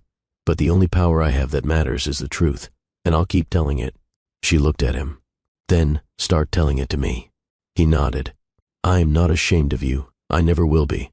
But I'll follow your lead, quietly, loudly, whatever you need. I just need you. Kaylin's voice cracked. I need my life back. I need to know who I am outside of this chaos. I'll help you remember, he said, but I won't define you. Their eyes locked, worn, weathered, still standing. I've made a decision, she said finally. Luca tensed. What kind? I'm going to speak, on my terms, not theirs. He stepped closer. You're sure? She nodded. I won't let them write my story. I'll write it myself. He smiled faintly. That's the Kaylin I love. Her gaze softened. Then get ready. Because the storm just met its match. It started with a text. From Luca, don't turn on the news. Just trust me. Look outside at noon. Kaylin frowned, rubbing sleep from her eyes. It was barely 9 a.m., and she was already emotionally threadbare from the past week of nonstop coverage. Her phone had finally gone quiet overnight. The world, it seemed, had moved on to a new scandal, a new distraction. But Luca hadn't, and now he was asking for trust again. She stood on the balcony of her apartment, a loose robe cinched around her. The air held a spring sharpness, sun bouncing off car hoods, the world humming with normalcy. Then a sound rose from below. Applause. Confused, Kaylin leaned over the railing. Below her, in the center of the street, Luca stood on a small stage flanked by 2 microphones, a clean navy suit, no security entourage, just him, and a crowd that had gathered organically.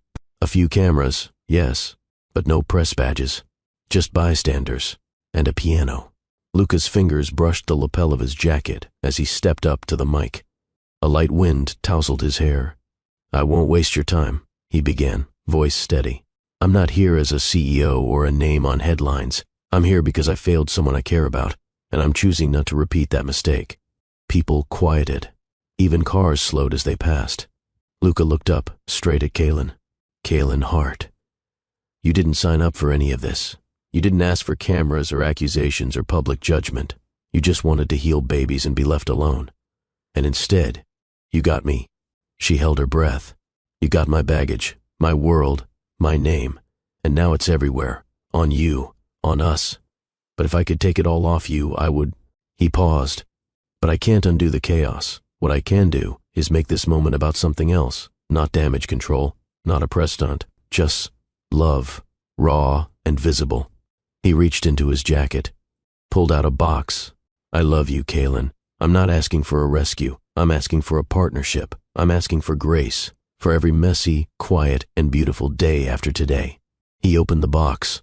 Inside, a ring unlike anything commercial, delicate, with 3 stones set in brushed gold.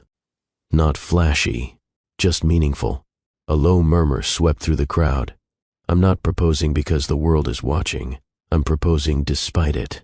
He smiled, eyes still locked on her. Will you marry me? Kaylin stood frozen, one hand pressed to her lips. She hadn't prepared for this.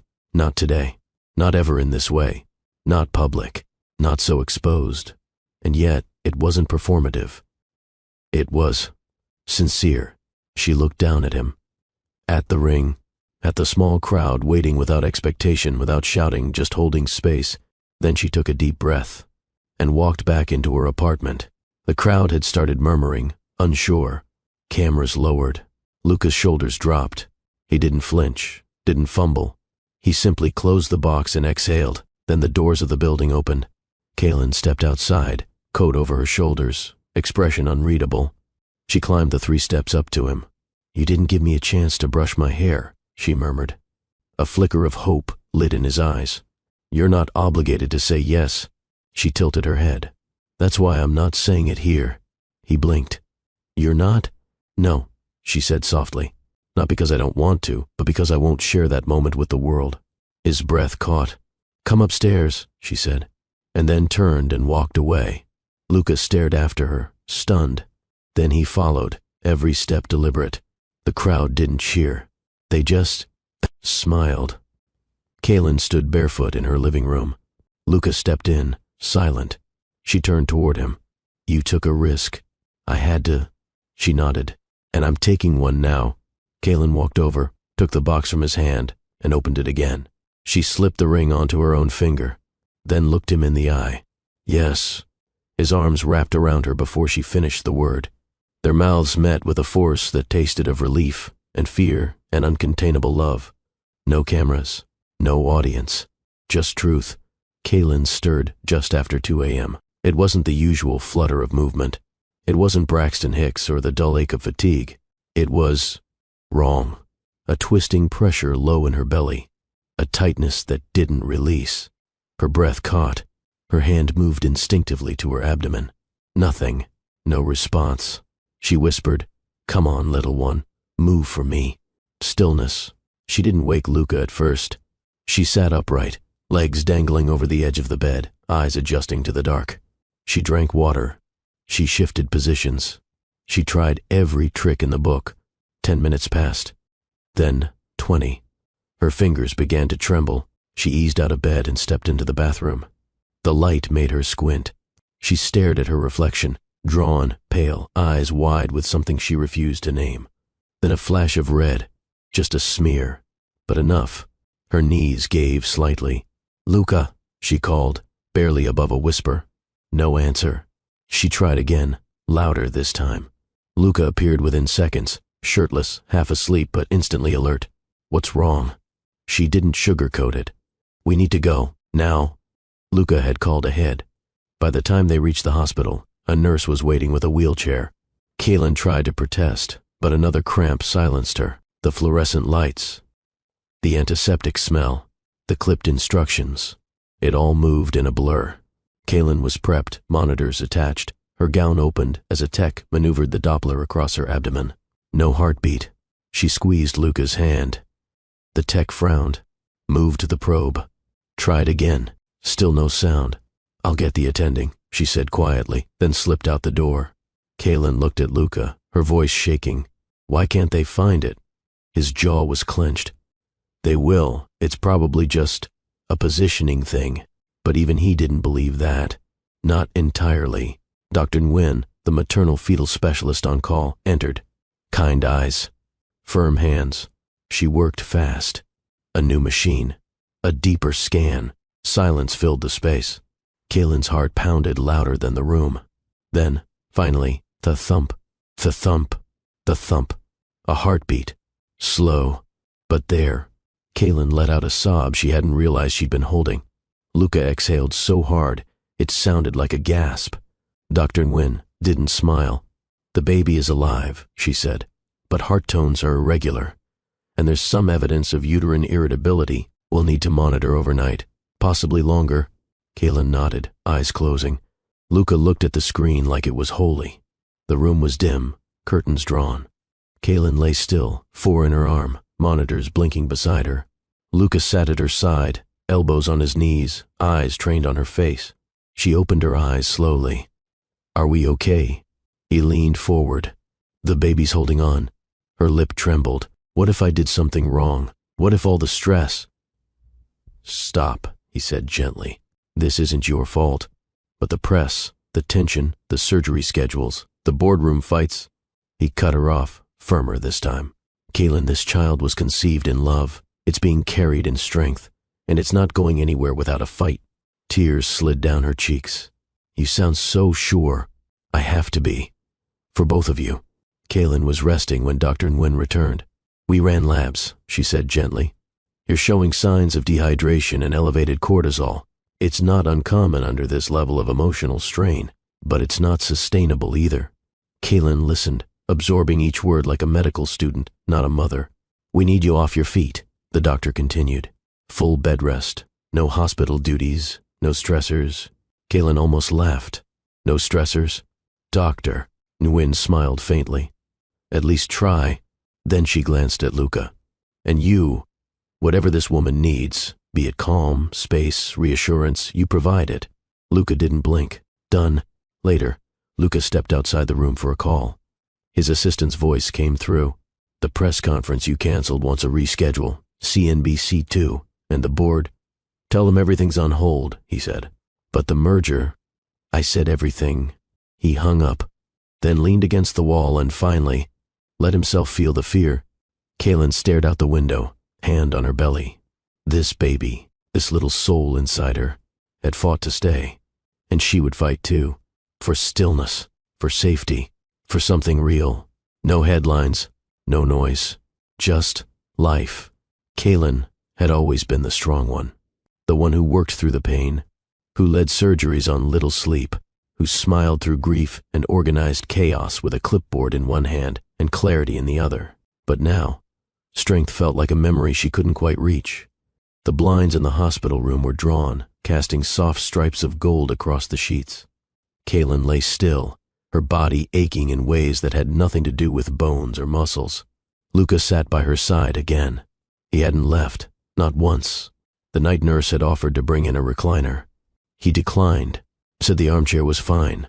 But Kaylin had seen the way he shifted every hour, stretching his back, blinking sleep from his eyes. He'd held her hand when the nurses came in with tests, rubbed her calves when cramps twisted her muscles tight, wiped sweat from her temple when anxiety turned into tremors. And now he was brushing her hair, not like a lover, like a caregiver. Slow, rhythmic strokes down the length of her braid, even when he knew she wasn't awake.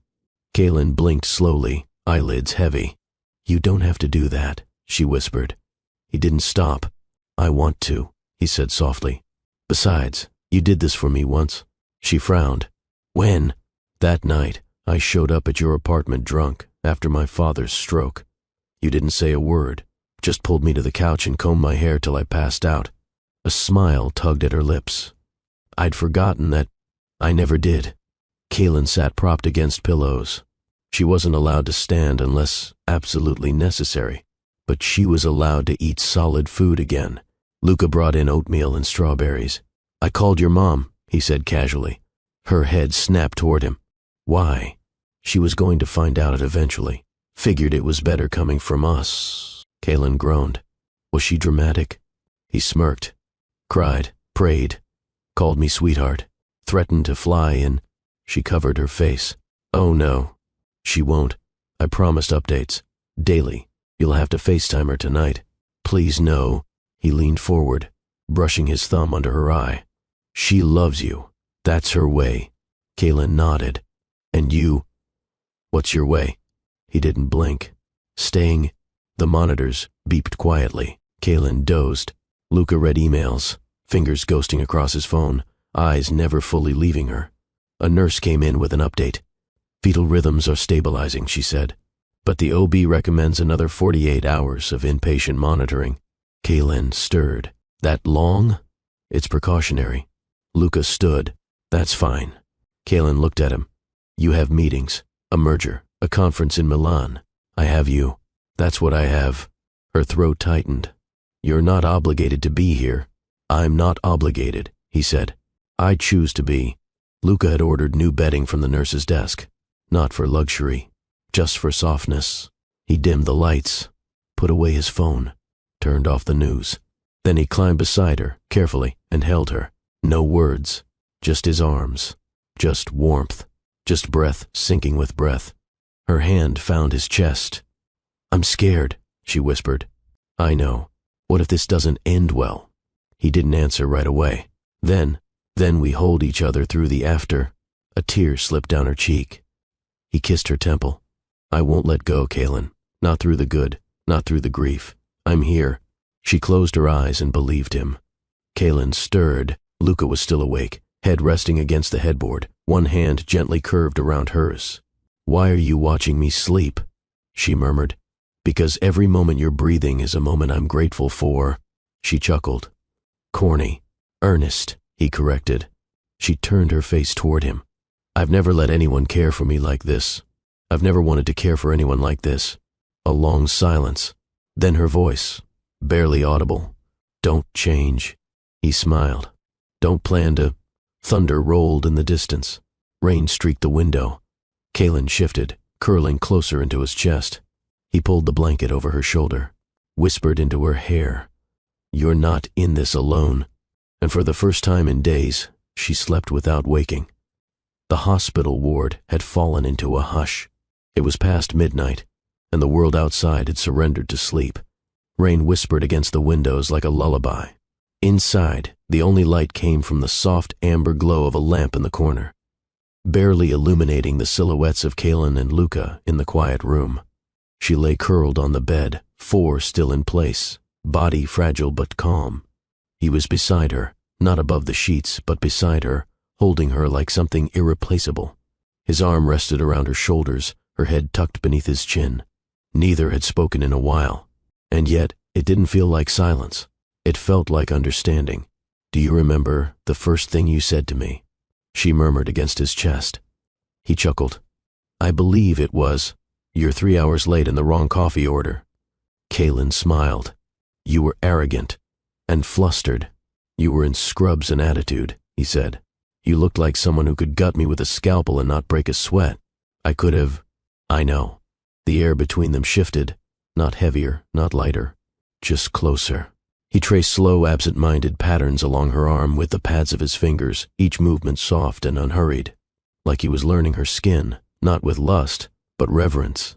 Kaylin tilted her face toward him. How did we get here? You made a decision, he whispered, to stop running. And I made a decision to start staying. She blinked at him, her throat tightening. I didn't think love would feel like this, she said. Like what? Quiet. Luca took her hand and brought it to his lips. This is the first time in my life I'm not chasing anything, he said. Not deals, not power, not escape, just this. Kaylin's heart beat slowly beneath his palm. It scares me how much I need this. He didn't flinch. That's how you know it's real. The rain had eased, but thunder still rumbled low in the distance. Kaylin reached for something beneath her pillow, a slim paperback she'd brought from home. She turned a few pages before pausing. You want to hear something? She asked. Always. She began reading aloud, her voice low and warm, the kind of voice one only uses when wrapped in blankets and honesty. Luca listened, not just to her words, but to her. The cadence, the breath between sentences, the way her lips shaped hope in the form of fiction. By the time she finished the chapter, his eyes were closed, but he wasn't asleep. That's your voice, he murmured. That's the voice I want in my forever. She shifted slightly in the bed, moving to face him, nose inches from his. You should sleep, she whispered. So should you. They stayed like that for a moment, eyes open, breaths mingling. And then, like it had always meant to happen this way, he leaned in. Their kiss wasn't heated. It wasn't urgent. It was soft. The kind of kiss that whispered, I see you. The kind that said, you don't have to be perfect here. The kind that stayed on your lips even after it ended. When they pulled apart, She rested her forehead against his. "I love you," she said. He closed his eyes. "Thank God," he whispered. They lay entwined beneath hospital sheets, Kaylin resting between Luca, his arms, her fingers resting gently on the steady beat of his heart. For the first time in days, her body had stopped trembling. And for the first time in Luca's life, he wasn't trying to predict the future. He was just grateful for this moment. Kaylin turned her face toward his. "Don't fall asleep yet." "Why?" "I'm afraid if I wake up and you're gone, I'll think I imagined this." He kissed her forehead. "Then I won't sleep. I'll stay here, keeping us real." She exhaled, smiling. Okay. They stayed like that, awake together. Because some nights weren't for dreaming. They were for becoming real. It began just after sunrise. The hospital room had been quiet all night, Luca and Kaylin drifting between, whispers and half-sleep. But by dawn, the rhythm of everything changed. Kaylin winced sharply, a hand flying to her abdomen. Then again, stronger, deeper, unmistakable. Contractions. Luca bolted upright. "Kaylin?" She gritted her teeth, gripping the bed rail. "They're coming." He pressed the call button without hesitation. "It's time." Nurses swarmed. OB specialists stepped in. Monitors blinked. The hum of urgency was everywhere. Kaylin was prepped and wheeled down the hall, Luca's hand never leaving hers. Her body shook, not from pain alone, but from the weight of what was about to happen. "Triplets," one nurse said to another, 34 weeks. "We're early, but not dangerously so." Kaylin clutched Luca's fingers. "What if something goes wrong?" He met her gaze, steady. "Then I'll be right beside you, no matter what." The decision was clear. C-section. Safer. Controlled. Kaylin lay on the table, eyes fixed on the ceiling tiles, heart racing with every beep of the machine beside her. Luca stood at her head, scrubbed in, masked up, voice low and grounding. "I'm here," he whispered, again and again. "Just breathe. You've got this." Time fractured into moments. The prick of anesthesia, the curtain rising, the stillness before incision. Then, the first cry, high-pitched, raw. "Life. Baby one is out." A voice called. Kaylin's breath hitched, tears blurring her vision. Luca squeezed her hand, whispering, "She's here." Another pause. Then the second cry. "Baby two, also a girl." Kaylin sobbed. Moments later, a softer cry, smaller but steady. "Baby three, a boy." All three are breathing on their own. The room erupted in motion, nurses tending to the infants, doctors closing the incision. But in Kaylin's world, everything slowed. She stared at the ceiling, heart full, body broken, spirit shining. "They're here," she choked out. "They're really here." Luca pressed his forehead against hers, voice cracking. "You did it. You brought them into the world." Kaylin was pale, exhausted, shaking slightly beneath warm blankets. Her body was sore, her mind foggy, but she was alive. And so were they. Luca sat beside her, one arm wrapped protectively around her shoulders. "They're in the NICU for now," he murmured. "Just observation. Vitals are strong, no breathing issues." Tears slipped from her lashes. "You didn't faint," she teased weakly. He smiled. "Almost did. When I heard the second cry, I thought, this is what purpose sounds like." She turned her face into his neck. "I love you." "I know," he whispered. "And I love you more than I know how to say."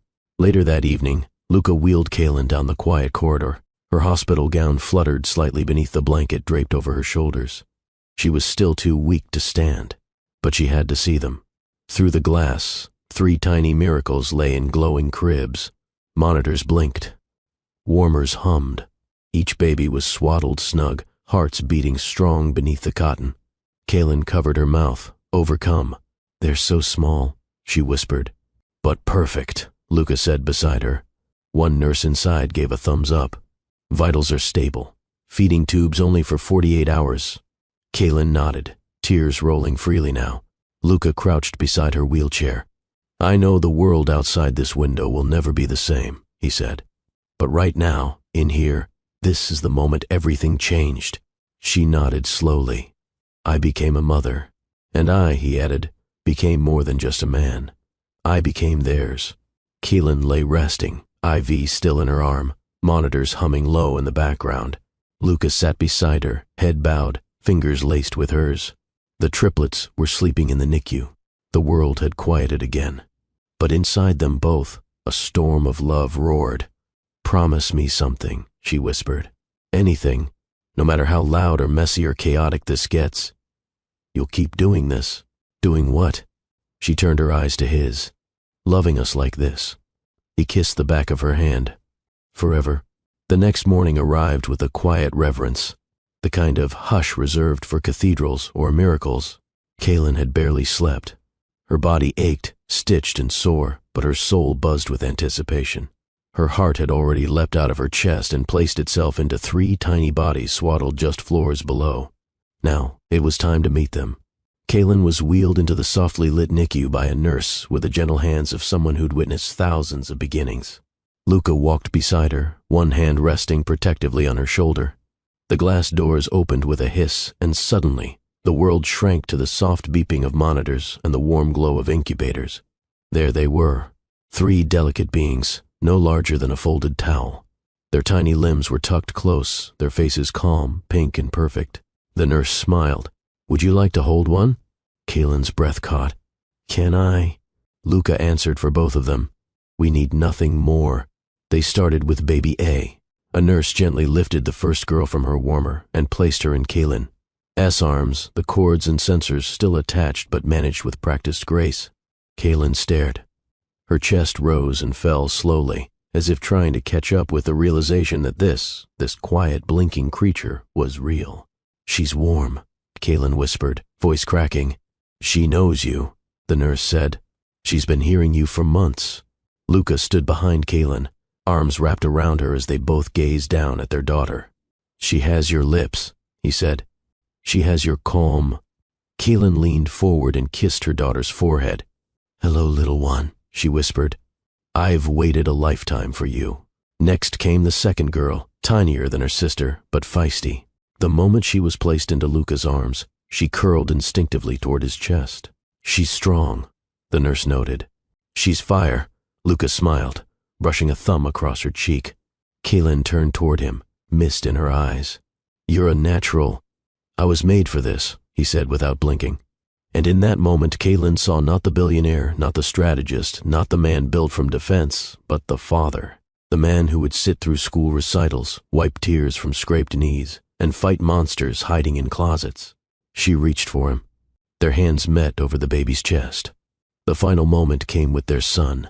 He was smaller than the girls, still adjusting, but when Luca held him and leaned close, the boy's eyes fluttered open, gray-blue, stormy and searching. He opened his eyes. Kaylin breathed. "He sees you." "No," Luca whispered. "He knows me." The baby squirmed in Luca's arms, then settled, one hand curling against his shirt. Kaylin reached out, touched their son's toes. "You came into the world last, but you made it complete." Tears spilled silently. "I'm never going to stop choosing you," Luca whispered to the child. Later, the 3 babies were placed side by side, all within reach. Kaylin and Luca leaned close, foreheads nearly touching, both of them overcome by the beauty of it all. 3 children, 3 heartbeats, 3 futures beginning at once. "Did you ever imagine this?" she asked him. "Never," he said. "But it's the only thing I want now." She nodded slowly. "Me too." The nurse stepped forward. "We'll let them rest now, but you can visit any time."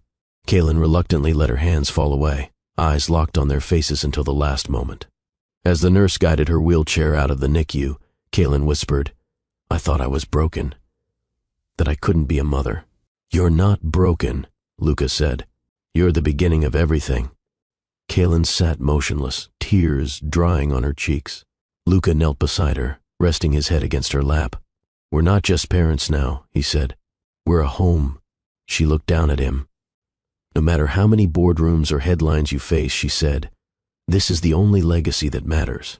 He kissed her hand once. Then again, "Let's go name them."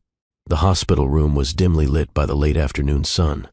Outside, the sky had quieted into soft clouds, and the world seemed to pause for them.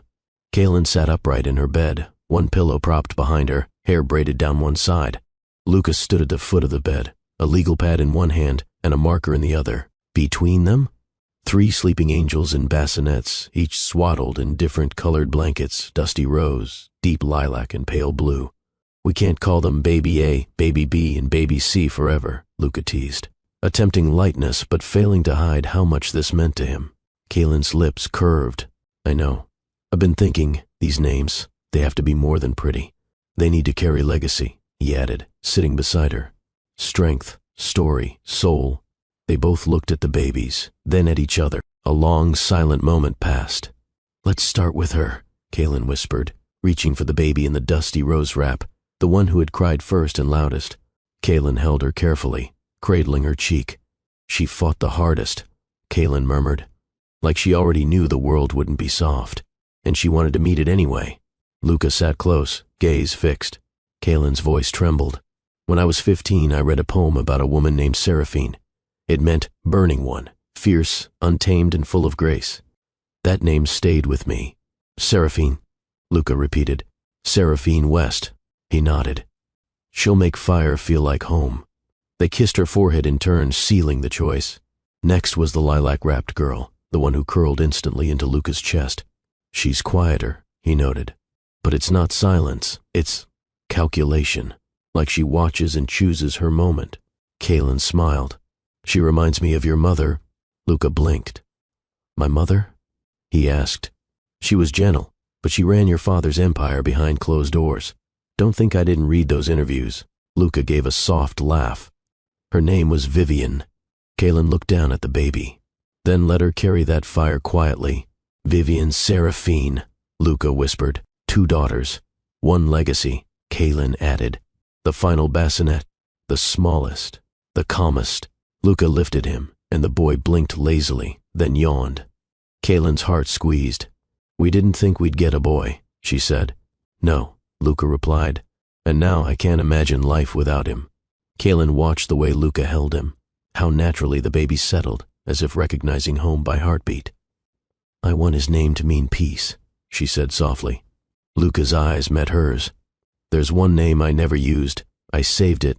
He paused. Thane. It means warrior, but one who protects, not destroys. Kaylin closed her eyes. Thane Luca West. With the names written on soft ID cards, the nurse returned with a smile. So, you've decided? Kaylin nodded. The nurse clipped the new name tags to the bassinets. Seraphine Kaylin West, Vivian Luca West, Thane Luca West. You gave them everything, the nurse murmured. No, Kaylin said. They gave us everything. As the nurse wheeled the bassinets out for final observation rounds, Luca stood by the window. Kaylin rested behind him, eyes half closed but smiling. He watched the sky, how it held the light just before twilight. In his mind, he wasn't a CEO, not a strategist, not a man who once planned every move 3 steps ahead. He was just a father, a protector, a man who'd watched life arrive in 3 breaths. Kaylin and Luca lay side by side. No monitors, no nurses, no interruptions. Only quiet, only warmth, only the soft echo of 3 names now stitched into their story. We did something eternal, Kaylin said. Luca turned to her. No, he corrected. You did something eternal. I just witnessed it. They kissed, slowly, like a page being turned. And outside, the stars blinked awake, welcoming 3 new souls into the world. The town car pulled up slowly to the estate gates, its tires crunching over gravel. Kaylin blinked against the light streaming in from the trees. How odd it felt to be outside again, to breathe. Non-sterile air, to leave behind the muted scent of hospital antiseptic for the fresh cut of garden dew. 3 car seats lined the back of the SUV, each secured by Luca himself before they left the hospital. And now, nestled inside, were the triplets, Seraphine, Vivian, and Thane. Their homecoming felt less like an arrival and more like the world was pausing to make room for something sacred. The nursery had been remodeled while Kaylin recovered. Soft white walls, cream gold paneling, a mural of constellations across the ceiling. There were 3 identical cribs, each with a name carved above in gentle script. Kaylin stood at the door, stunned. You did this, she whispered. Luca came up behind her, sliding his arms around her waist. No, he said. We did this. There was something reverent in the way they placed each baby in their crib, as if handling stars. The first few nights blurred into a haze of half-slept hours, quiet lullabies and bottle rotations. Kaylin walked the hall at 2:17 a.m., barefoot in Luca's oversized t-shirt. Thane pressed gently against her chest in a sling wrap. Her eyes were heavy, but her smile was soft. From the nursery came the low hum of a sound machine and the gentle rustling of tiny movements. Luca emerged from the shadows of the hallway, holding Seraphine. "Third round?" he asked. "Fourth," Kaylin replied. "We've officially become nocturnal." He grinned. "You still look like the reason stars stay in the sky." She rolled her eyes, but her cheeks warmed. Afternoons became a cycle of rocking chairs, shared playlists, and the sound of Kaylin humming as she folded impossibly tiny socks. Luca, who once built companies from crisis and conquest, now devoted 45 minutes to choosing the right baby lotion and another hour swaddling like it was a military art. "You know she'll wiggle out in 10 seconds, right?" Kaylin teased. "I take it as a personal challenge," he answered, adjusting Vivian's burrito wrap with pride. One evening, they managed it. A meal. Together. No crying. No feeding tubes. No emergencies. Just the two of them, and the baby sleeping nearby in bassinets. Kaylin lit a single candle and set a tiny sprig of rosemary by their plates. "Feels like us again," she said. "Feels better than us," Luca replied. Between bites their conversation drifted from diaper rash to dreams. Luca mentioned teaching. Thane chess. Kaylin dreamed of poetry books scattered on Seraphine's nightstand. No boardrooms. No scandal. Just this. Late one night, Kaylin sat at her desk, writing a letter. "To my stars, you were born into a world that once tried to tell me I was too broken to love. And now I love 3 people so completely, I forget where I end and you begin. I hope you grow without fear but also learn how to survive it. I hope your name makes you feel strong. And I hope every time you see a sunrise, you remember how much you were wanted. Love always, Mom." She sealed the letter and tucked it in a memory box. Luca entered quietly behind her and kissed the crown of her head. "You okay?" "I'm whole." The triplets lay in their cribs, morning sun spilling across their cheeks. Kaylin watched them, wrapped in a robe, coffee in hand. Luca joined her, one arm draped around her shoulders. They didn't speak. They didn't need to. Because in the stillness of their new routine, in the burps, coos, and sleepy sighs, Kaylin and Luca had discovered the quiet kind of love. Not the explosive, not the cinematic, but the kind that makes a life. Kaylin stood barefoot on the balcony, her robe tied loosely around her waist, watching, as white peonies were carted onto the lawn below by a crew of stylists and decorators. 3 tents already stood tall, one for guests, one for press, one for the after-party. It looked less like a wedding and more like a fashion event. She sipped her tea. Inside her chest something twisted. "There's interest from Vogue and Vanity Fair," Luca's assistant said, flipping through a glossy binder. "And Harper's is asking if you'd consider a bridal editorial spread 2 weeks before the ceremony." Kaylin's smile was tight. "Right," she murmured. The planner continued. "The guest list sits at 470. The venue has capacity for 500. Do you want to add anyone else?" Kaylin's eyes darted toward the nursery camera screen, where Seraphine was stretching in her sleep. "No," she said. "No more." Later that evening, Luca entered their bedroom. He looked tired, his tie half loosened, holding a silver pen and contract packet. "They want us to sign off on the press package," he said. Kaylin looked up from the crib, where she'd just tucked Vivian in. She didn't answer. "Talk to me," Luca said softly. Kaylin met his gaze. "I don't want a ballroom full of cameras," she whispered. Luca stepped closer, resting the packet on the dresser. "It's just one day." "No," she said. "It's our day. And I feel like we're giving it away." Her mind wandered to that rainy night on the penthouse rooftop when Luca had whispered forever against her lips with no one watching. No reporters. No flashes. Just rain and trembling fingers. That felt real. This felt performed. "I know this matters to your brand," she said. "To the company. To your board." Luca frowned. "You're not a boardroom decision. I know that. But they don't." He crossed his arms. "You want to cancel it all?" "I want something true, Luca. Something for us, not for them." He exhaled, frustration briefly shadowing his features. "Do you think I don't want that too?" He said, voice low. "Do you think I haven't fantasized about marrying you barefoot on a cliff with no one but the babies crying in the background? Kaylin blinked. You have? Every night. The next morning, he handed her a different folder. No logos, no paparazzi. Just an old photograph of a private chapel overlooking the coast. 3 guests, the babies. And you. Kaylin touched the image. But what about the press release? We'll give them what they want after we give ourselves what we need. Tears welled. She nodded slowly. Okay, she whispered. Let's do both. We're doing a private ceremony first, Kaylin said, voice steady. Before the public one. The planner raised a brow. And you're sure? I've never been more sure. Luca chimed in. You'll plan both, but we will write the vows for the first one. Alone? They stood in the nursery again, just them and the triplets asleep. Kaylin rested her head on Luca's chest, his hand tracing circles on her back. I was afraid, she admitted. Of what? Of becoming an accessory in your empire. He kissed her forehead. You are the empire, he said softly. Everything I build from here on out begins and ends with you. Her breath caught.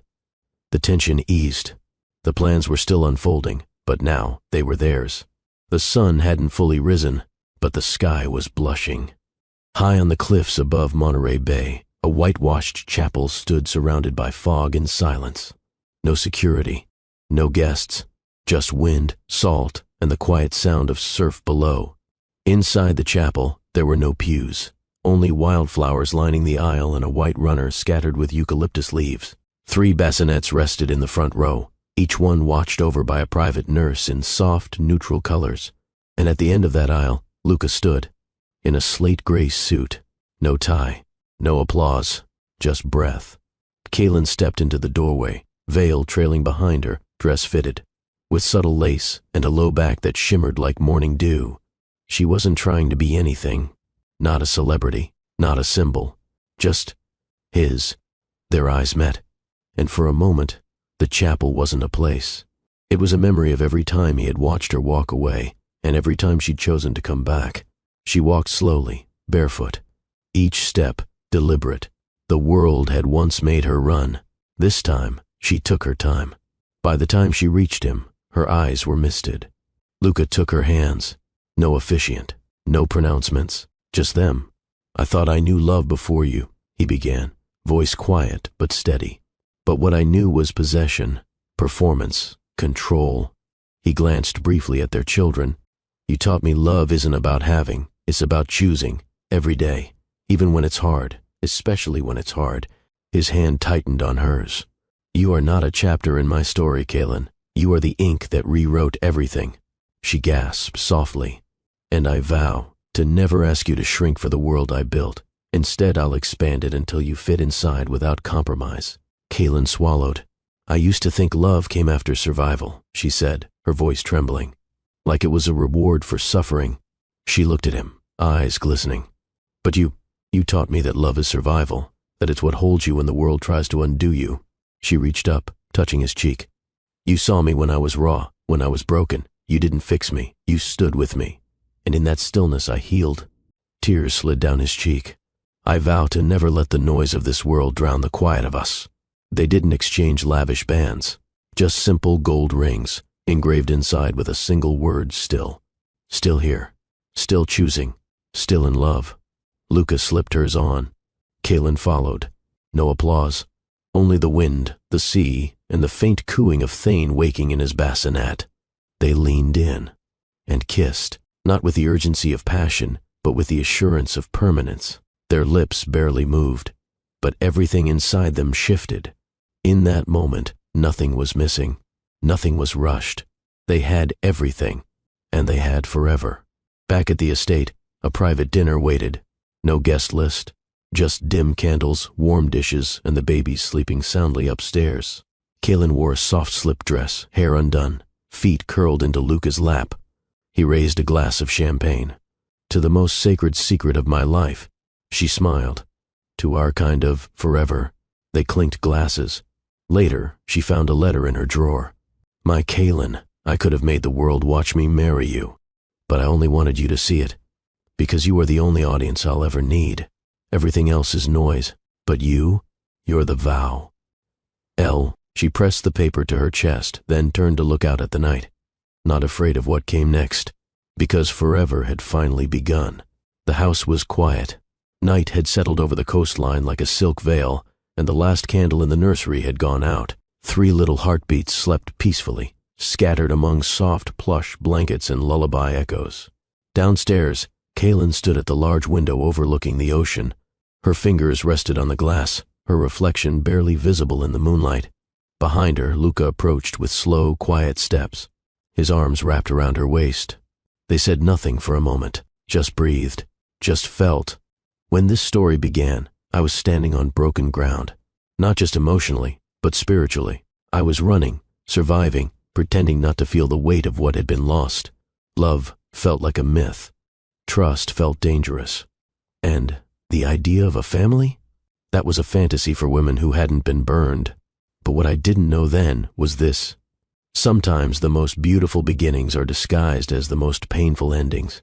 We didn't fall in love. We chose love, over and over, through media storms, heartbreaks, family wounds, and late-night arguments where neither of us knew how to stop hurting. We chose it even when it scared us, even when it meant surrendering control, letting go of past identities, and stepping into something raw and real. We didn't always get it right, but we always showed up. And in the end, that's what made the difference. Kaylin and Luca sit on the nursery floor. Thane is curled against Luca's chest. Vivian is resting in Kaylin's lap. Seraphine is already fast asleep between them, a soft snore on her lips. Luca whispers, "This is our forever." Kaylin smiles, her heart full, and it was worth every storm. So if you're watching this and you've been hurt, if you've questioned whether love is still for you, if you've ever thought you were too broken, too late, too complicated to be chosen, let this story remind you you are not hard to love. You are not too much. You are exactly enough for the kind of love that stays. But here's the thing. You have to believe it. You have to open the door, even after it's been slammed in your face 1,000 times. You have to choose your own heart first. And then, when love shows up again, let it in. If this story moved something inside you, don't keep it to yourself. Share it with someone who needs to believe in love again. Leave a comment. What moment broke you open the most? Subscribe to join us for more unforgettable journeys like this.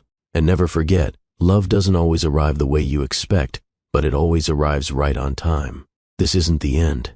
It's the beginning of your story.